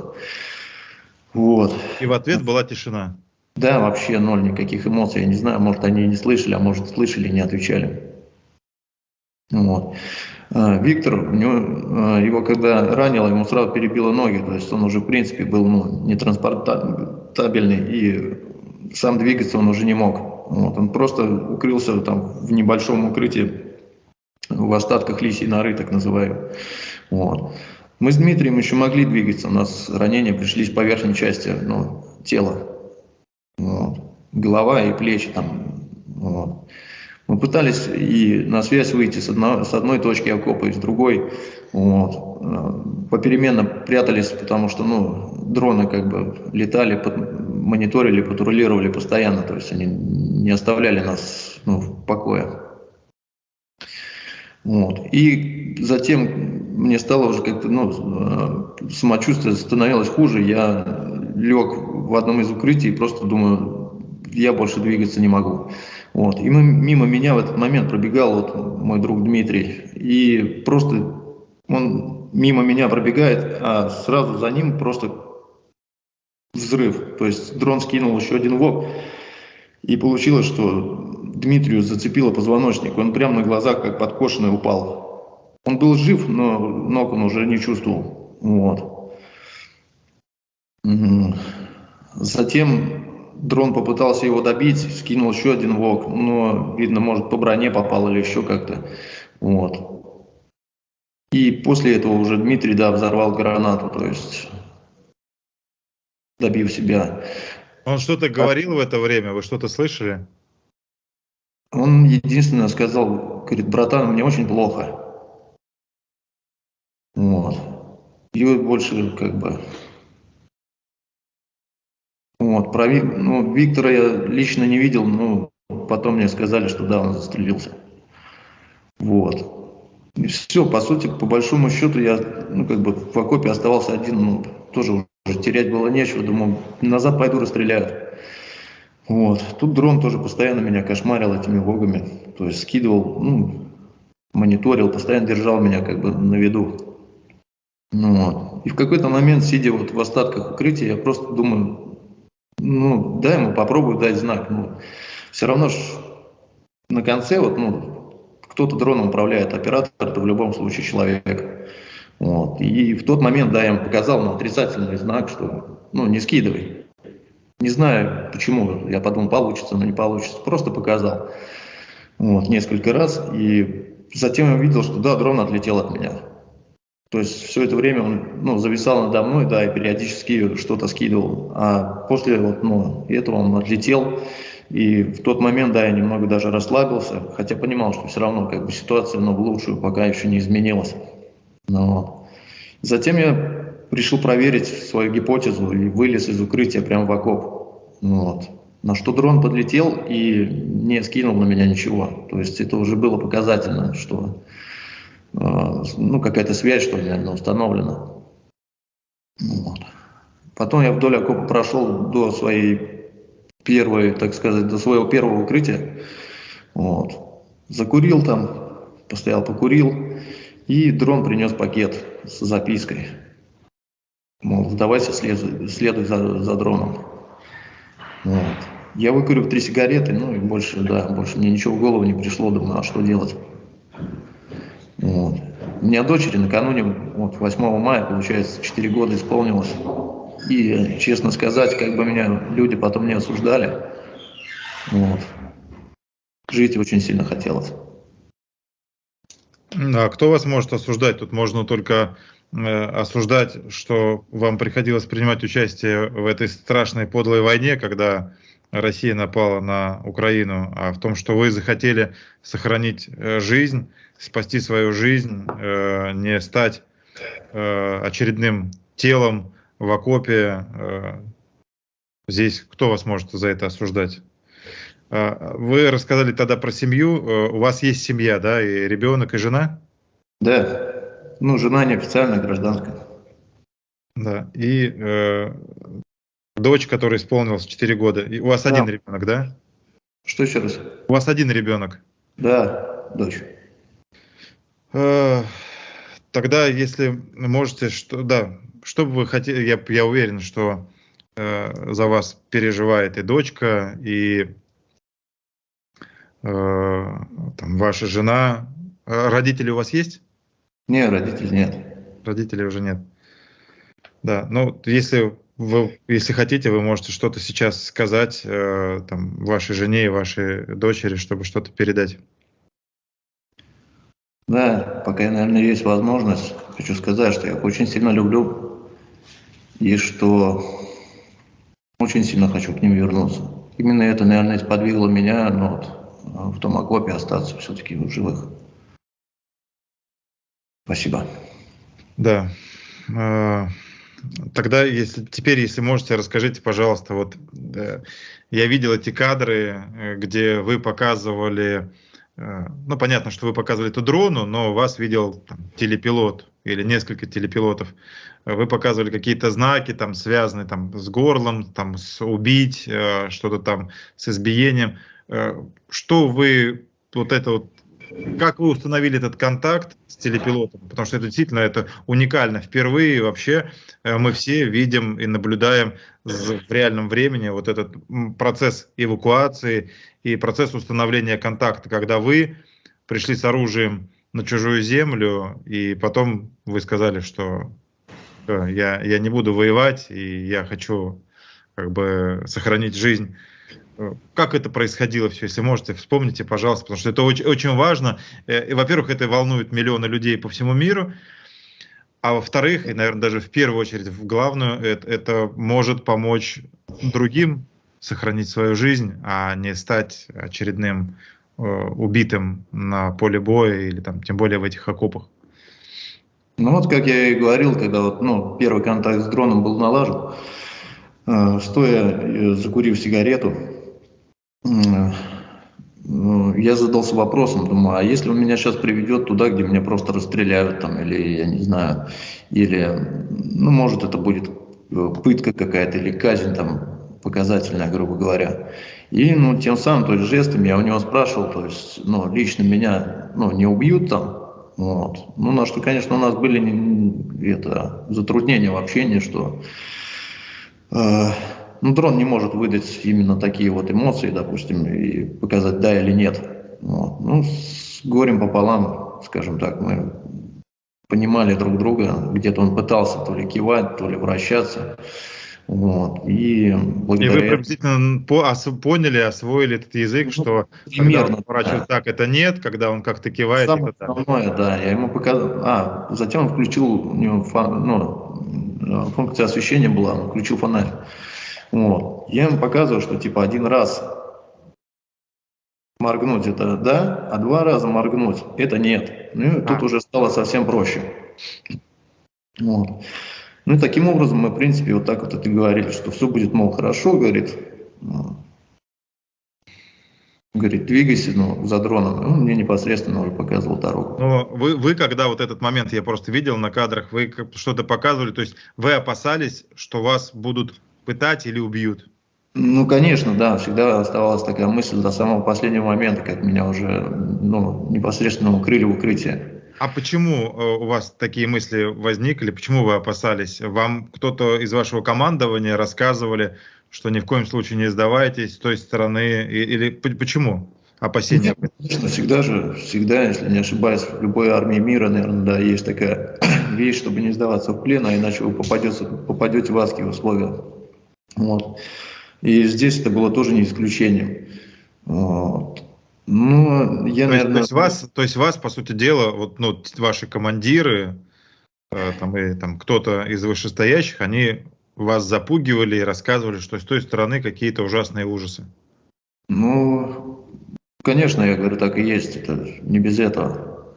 Вот. Но в той ситуации, если честно сказать, я просто думал, что вот все это могло произойти, вот эти вот, ну, какие-то пытки, там, наказания, казни, только из-за непосредственной ситуации в тот момент. То есть это вот взять локальную местность, и это именно поле боя. То есть я думал, что там просто никто разбираться не будет.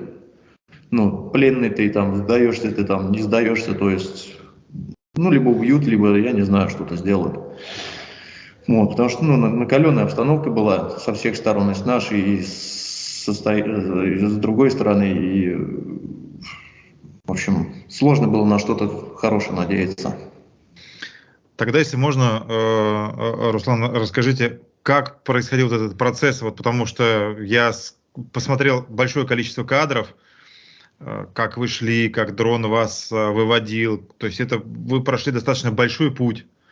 Как это происходило, и вот когда по вам начали стрелять, вы понимали, что по вам стреляют россияне, российская сторона, а не украинцы?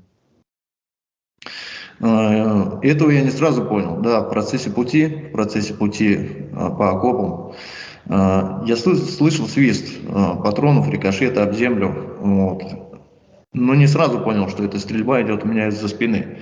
Вот. Это я уже осознал, когда прыгнул в одну из воронок, вот, после разрыва, вот, и увидел, что гребешок воронки, то есть у меня над головой, ну, просто начал взрываться небольшими, ручейками, что ли. Как всплески идут. Да, всплески вот эти. И тогда я понял, что уже как бы с моей стороны уже по мне работает со стрелкового оружия.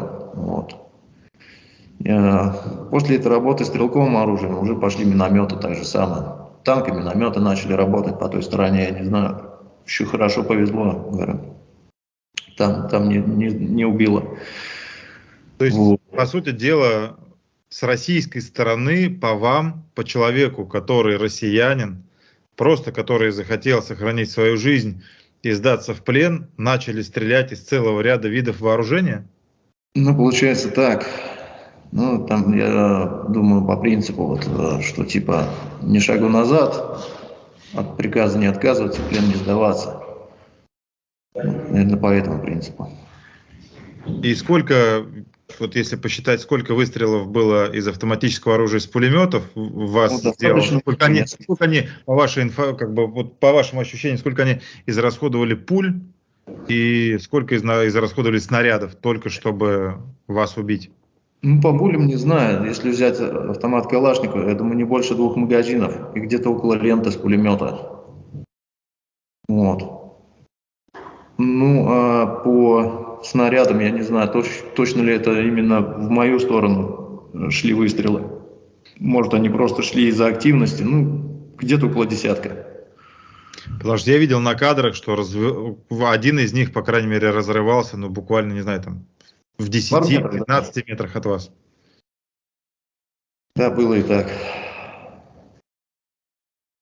То есть, по сути дела, да, так как вокруг вас в радиусе там сотен метров, я так понимаю, там никого не было, но очевидно, что удар был по вам.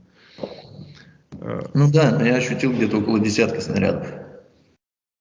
Ну да, потому что Пригожин рассказывает о том, что там под Бахмутом снарядный голод, и в то же самое время вот те видео, которые я посмотрел, с вами, с вашей эвакуацией, с вашим спасением. Ну да, там только я насчитал там 5 или 6 выстрелов по вам. То есть если они так расходуют снаряды, расстреливая своих же, которые пытаются просто сдаться в плен и не участвовать в этой бойне, да, вот становится понятна причина, почему у них там снарядный голод, сколько они расходуют. И дальше что происходило? И вот в момент, когда рядом с вами начало все это разрываться, у вас какие мысли были в голове? То есть, что вы думали, кто по вам может стрелять? Та сторона, эта сторона? Потому что это же тоже, как бы, да, вы идете за дроном, и по вам производятся какие-то выстрелы. То есть, как вы все-таки сохранили доверие к дрону, к телепилоту, и в результате вы правильно это сделали и спасли свою жизнь? Ну, честно сказать, а доверие к дрону, ну, как бы, ну, ничего не изменилось на тот момент. Вот. Так или иначе, то есть, где сторона, откуда я пришел, и сторона фронта я прекрасно знал, и откуда уже накладывают, то есть снаряды летят, я тоже уже прекрасно знал. И единственное, что хотелось, да, это, наверное, скорее просто выбежать вот с этой открытой местности, вот, и куда-то перебежать в какое-то укрытие. Вот. Ну, там до украинского окопа осталось, ну, буквально, наверное, метров 20-25, ну, один рывок. Вот. Я его совершил и уже непосредственно там начал укрываться. То есть, и солдаты уже меня отвели в укрытие.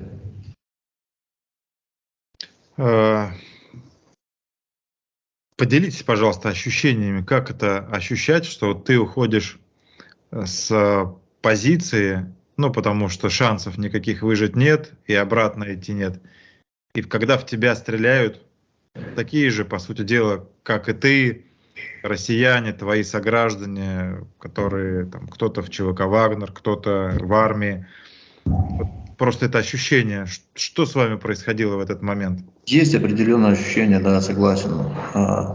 Ощущение появилось такое, что каким-то образом вдруг я то ли для них, что ли, поменял цвет кожи или еще что-то, ну, резко, как-то, как щелчком я для них, что ли, поменялся, и просто в одночасье стал врагом. Хотя я против ничего не сделал. Вот было такое ощущение, то есть я стал врагом, и первая их задача, первоначальная задача, это просто убить меня, чтобы я не добрался, ну, живым. Вы в этот момент, вот увидев, как вас бросили на эту позицию без подготовки, без там, полного оснащения, хотя бы чтобы защищаться, я уж не говорю про какое-то нападение, вы в этот момент почувствовали, что то, кому вы служили, чему вы служили, вас в этот момент предало и не только бросило один на один с тем, кого вам навязывали как противника, как врага, но и теперь развернулась к вам на 180 градусов со всеми этими там башнями танков, минометами, пулеметами, автоматами? Да, конечно, было. Как я уже говорил, изначально, ну, невозможно было представить и сфантазировать, что нас ждет впереди. Но когда мы уже попали туда, да, нас ждало очень серьезное огорчение, потому что ситуация была не то что тяжелая, она была безвыходная. Вот. И вам больше скажу, в принципе, именно такой тактикой и логикой, то есть как мы заходили туда, нам бы не помогло ни то оснащение, ну, ни тепловизоры, ни приборы ночного видения. То есть это там не спасло, там, ну, я не знаю, что-то надо было другое придумывать. Вот. И с какой целью именно в итоге мы туда были загнаны, я так и не понял, потому что, ну, как минимум, группа маленькая, она бы ничего не удержала. И там и так было понятно, что нас в любом случае перебили. Ваша группа была первая из вашего взвода, которые вот так вот туда отправили, или кого-то уже туда отправляли, и вы понимали, что нечто подобное может и с вами произойти? Я вот точно не знаю, первые ли мы были, вот. Но именно вот из той группы взвода, которая вот у нас осталась, которую мы непосредственно видели, да, мы были первые, вот наша тройка. Вот. И что нас в принципе ждет, вот мы не знали, в том-то и проблема. Как вы думаете, с учетом вот этого проводника из ЧВК «Вагнер», который вас туда привел и там, да, вел под угрозой там, расстрела, и те, которые принимали по вам решения, они понимали точно, что, на что они вас обрекают? Да, я думаю, это безусловно, потому что, те же ЧВК «Вагнер», которые буквально пару дней назад сами держали там позиции и понесли большие потери, они прекрасно понимали, куда, отсылают ребят. Поэтому наше командование стопудово было тоже уверено и знало, что так и будет. Я думаю, что это видео, наш с вами разговор будут смотреть очень многие люди, но и в том числе и те, кто были вот до последнего там вашими командирами командиров и их руководством. Что бы вы им хотели сказать? Вот с учетом того, что вы пережили, где вы были, что вы видели своими глазами, что теперь вы точно знаете. Я хотел бы сказать, чтобы они не заставляли служить ребят в такой армии. Если хотите армию, делайте это толково и нормально. И знайте, за что воюете. Вот и все. А вы знаете, за что вот вы там воевали, почему вы пришли на территорию Украины? По вашим ощущениям, что вы думаете об этой войне? И какое ваше мнение? Ее надо продолжать или... Ее даже не надо было начинать. Вот. Но, к сожалению, это решает не народ. А когда народ пригрозили, вот я говорю, опять-таки, какими-то законодательными, то есть ущемлениями и вплоть до уголовной ответственности, все это придавилось сразу. То есть, по сути дела, как бы вы считаете, что это война под принуждением со стороны России? По-другому. И с учетом того, что многие люди и в Москве будут смотреть это видео, из тех, которые принимают какие-то решения, что бы вы хотели им сказать с точки зрения того, что продолжать, не продолжать эту войну? Я думаю, что и в администрации президента Путина будут смотреть внимательно это видео, отсматривать отчеты, анализировать, готовить какую-то справку Путину об этой истории, потому что она в любом случае она уже выходит на международный уровень. Что бы вы им хотели сказать? Я бы хотел сказать, что по возможности все-таки такие вопросы решались компромиссами, то есть переговорами, но не вот такой бойней. То есть вы, как человек, который побывали на войне, ничего. То есть вы, как человек, который побывали там, вы считаете, что войну нужно прекращать? Надо прекращать. На ваш взгляд, вот если мы говорим про Диму Иванова и про Виктора, на ваш взгляд, они за что отдали свои жизни? Почему они погибли? Потому что им так сказали. Вот они погибли. Им приказали. Не приказали бы идти туда, и были бы живы парни.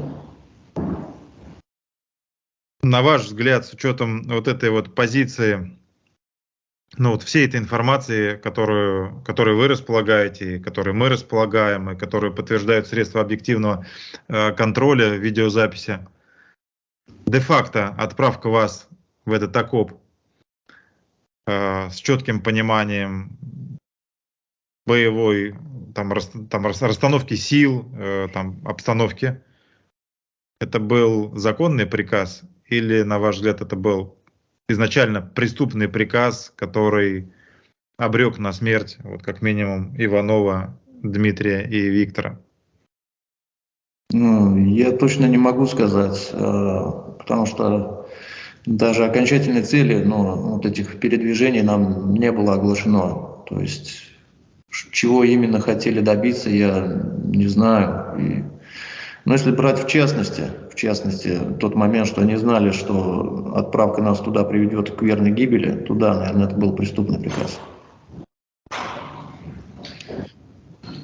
Ваше будущее, как вы его видите? Вы хотите вернуться в Россию? Вы хотите остаться в Украине? Вы хотите, возможно, запросить политическое убежище в какой-то европейской стране, там, в какой-то стране, которая может вам гарантировать вашу безопасность, сохранение свободы и возможности давать показания, рассказывать. Как вы видите свою жизнь, свое будущее в дальнейшем?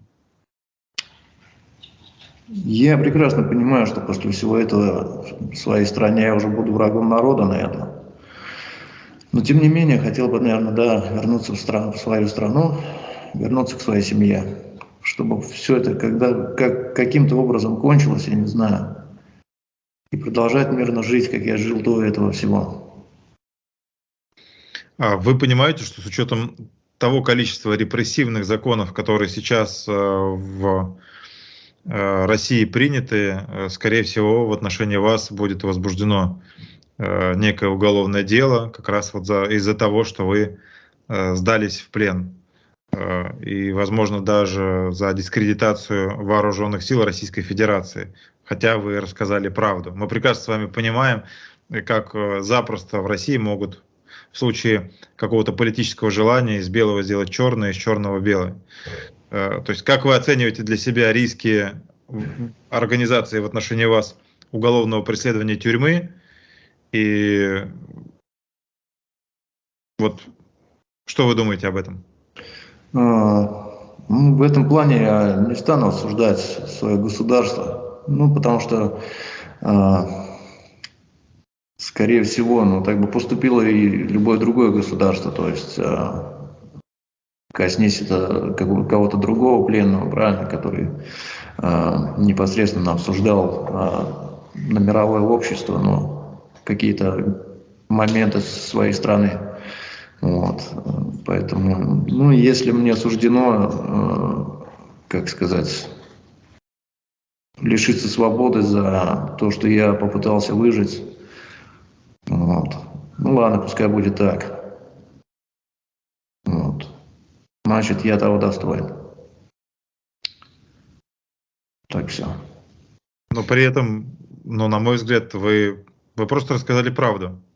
И вы сохранили свою жизнь. И в данном случае, с точки зрения, если там по совести, то оснований для уголовного преследования в отношении вас нет. А с учетом того, что в России в случае каких-то обстоятельств...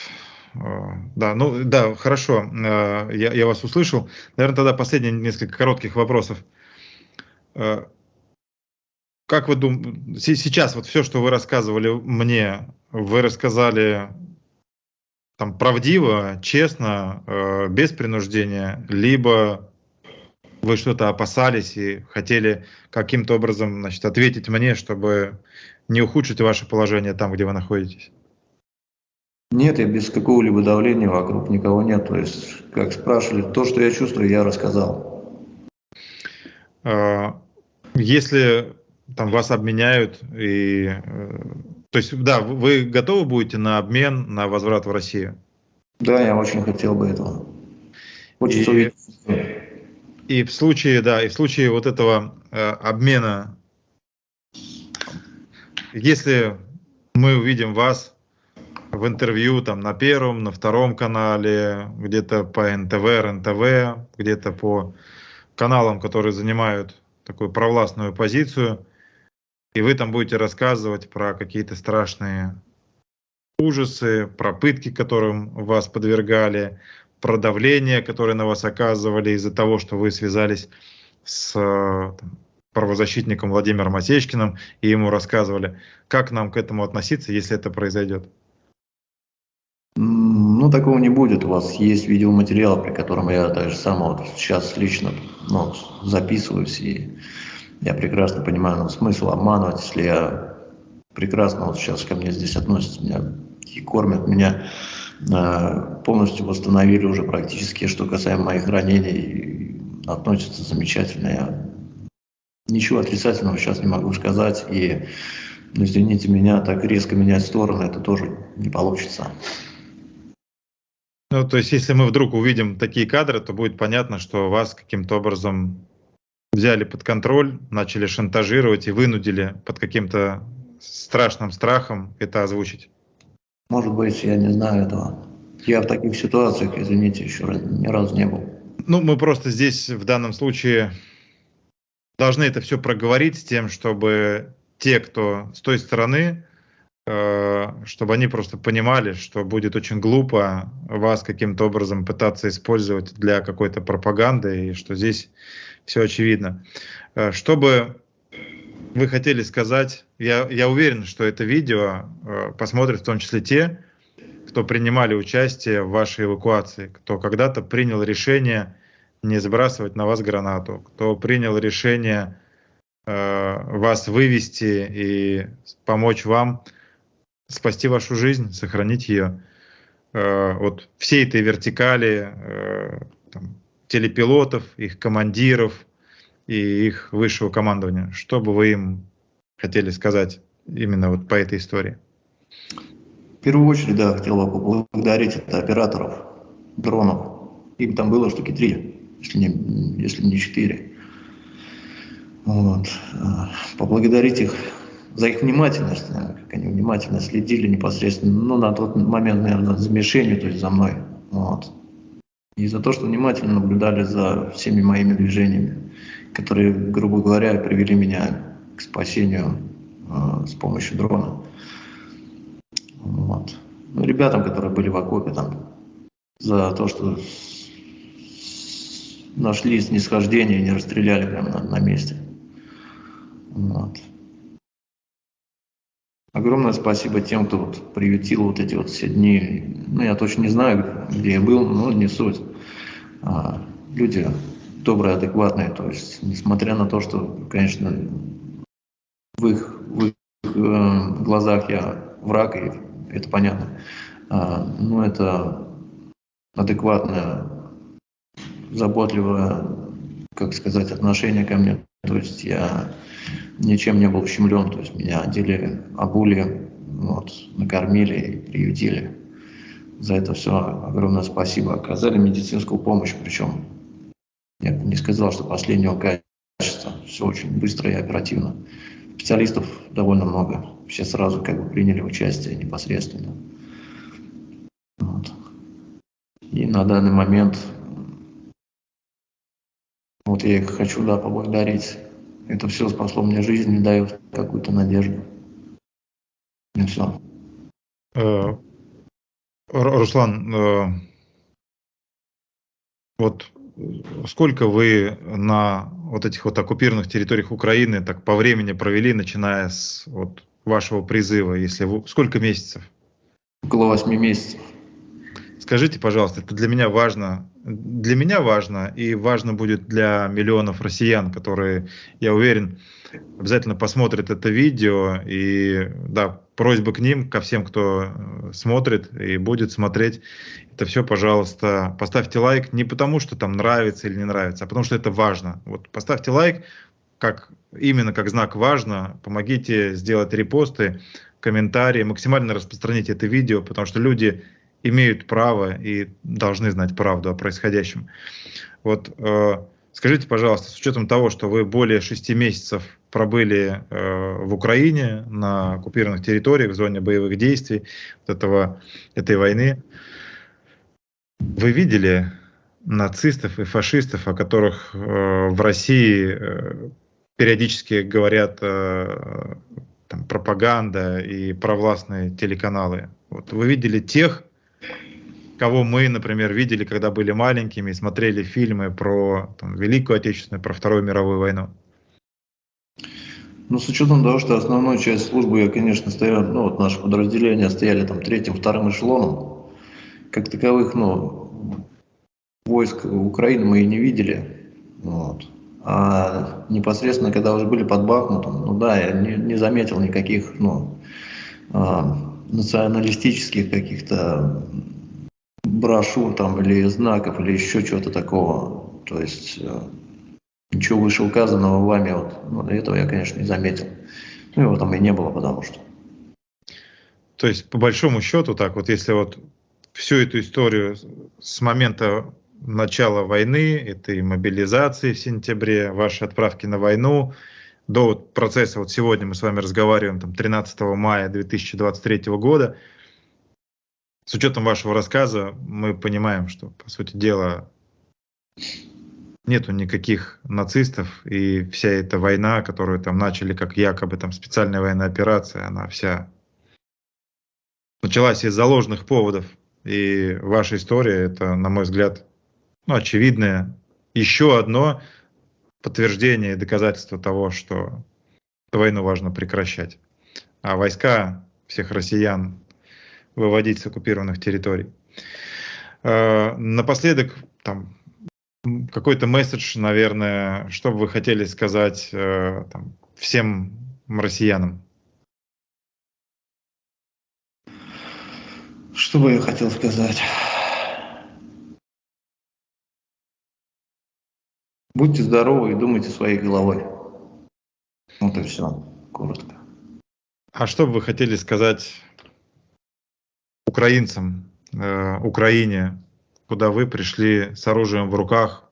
Понятно, что по приказу Верховного Главнокомандующего, понятно, что по приказу всей вертикали иерархии Министерства обороны. Что бы вы хотели им сказать? Потому что украинцы тоже будут смотреть это видео и будут смотреть и вас, так же как и всех российских военных, кто пришел с оружием в руках, воспринимают как врага, но при этом украинцы сохранили вам жизнь, не расстреляли вас, и как вы теперь сами рассказываете, свидетельствуете, да, уже там 4-й, там 5-й сутки подряд о вас заботятся. Ну, за всех я, конечно, не смогу сказать. Скажу за себя. Да, я извиняюсь, наверное, перед народом Украины за то, что полез сюда. Может быть, у меня был какой-то другой выбор. Вот. На тот момент я этого не осознавал. Вот. А когда встал выбор между жизнью и смертью, ну, как бы, сами понимаете, что выберешь. Вот. Поэтому приношу свои извинения лично за себя. В случае обмена, возврата вас в Россию, и если вам опять в руки всучат автомат и скажут: иди, воюй, стреляй, какой вариант себя выберете? Нет, не пойду, я уже для себя решил. То есть вы выберете, условно, лучше тюрьма, ну да, чем война вот эта вот. Да. Руслан, у меня к вам убедительная просьба, да. Я думаю, что вы потом, когда вернетесь в Россию, у вас будет интернет, вы сможете посмотреть это интервью. Да, я и вам, и всем, кто хочет каким-то образом сообщить информацию в ГУЛАГу.нет, сообщаю, да, ГУЛАГу.нет с 2 Т на конце, @gmail.com. Это наша электронная почта, так же как и 03@gulagu.net. Вы можете написать письмо, и если, вернувшись в Россию, вы захотите со мной связаться, рассказать о чем-то, о чем сегодня не захотели говорить или вдруг забыли, вы можете всегда со мной связаться, и я лично буду рад с вами пообщаться еще раз и расспросить вас. Возможно, вы захотите это сделать, возможно, вы не захотите это сделать, либо на вас окажут давление, чтобы вы этого не делали. Это уже будет ваш выбор, ваше право, но в любом случае, чтобы вы понимали, я буду рад вашему возврату в Россию, выполнению вашего желания, и я очень надеюсь, что вы не вернетесь в Украину с оружием в руках, и сами не вернетесь. И я очень надеюсь, что ваш вот этот честный, смелый рассказ, вот то, что вы так рассказали, он повлияет на то, чтобы и другие задумались о сути происходящего и, возможно, приняли для себя правильное решение не рисковать своей жизнью и не вторгаться на территорию независимого государства Украины.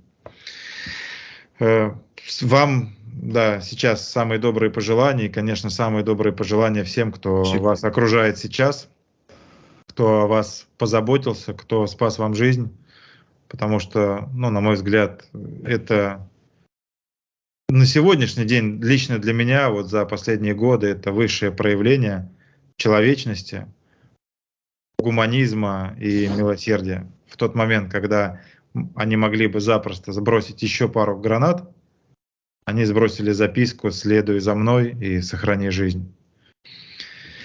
Что же, тогда от себя уже обращусь к всем, кто нас смотрит, кто будет смотреть там потом, в последующем, там, после 13 же мая.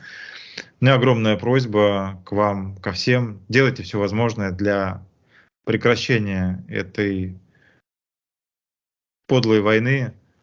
Давайте делать все возможное, каждый на своем месте, чтобы как можно скорее россияне вернулись в Россию, а у украинцев была возможность восстановить целостность своей страны и заняться мирной жизнью, точно так же, как и люди в огромном количестве стран мира, по всему миру живут спокойно мирной жизнью. Вот я выступаю против этой войны и, конечно, за сохранение жизни всем украинцам и всем россиянам. Потому что я правозащитник, и потому что иначе я просто поступать не могу. Мои слова поддержки всем, кто сейчас защищает Украину.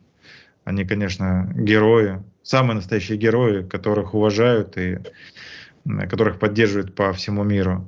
И я надеюсь, что в России хватит мужества у большей части мужчин принять решение и прекратить эту войну. Ошибки и, как бы с точки зрения начала войны, это катастрофа, катастрофичная ошибка. Их нужно признавать и по-мужски исправлять, а не закапываться еще глубже, позориться до конца и еще больше убивать людей в этой страшной войне. Всем, кто против войны, всем, кто поддерживает мою позицию и вот то, о чем мы сегодня говорили, и вот это вот большое такое журналистское расследование, пожалуйста, ставьте лайки, максимальное количество репостов, комментируйте, отправляйте ссылку на это видео всем россиянам, всех, кого вы знаете, всем, кого там пытаются заманить на эту войну, чтобы они знали правду о происходящем.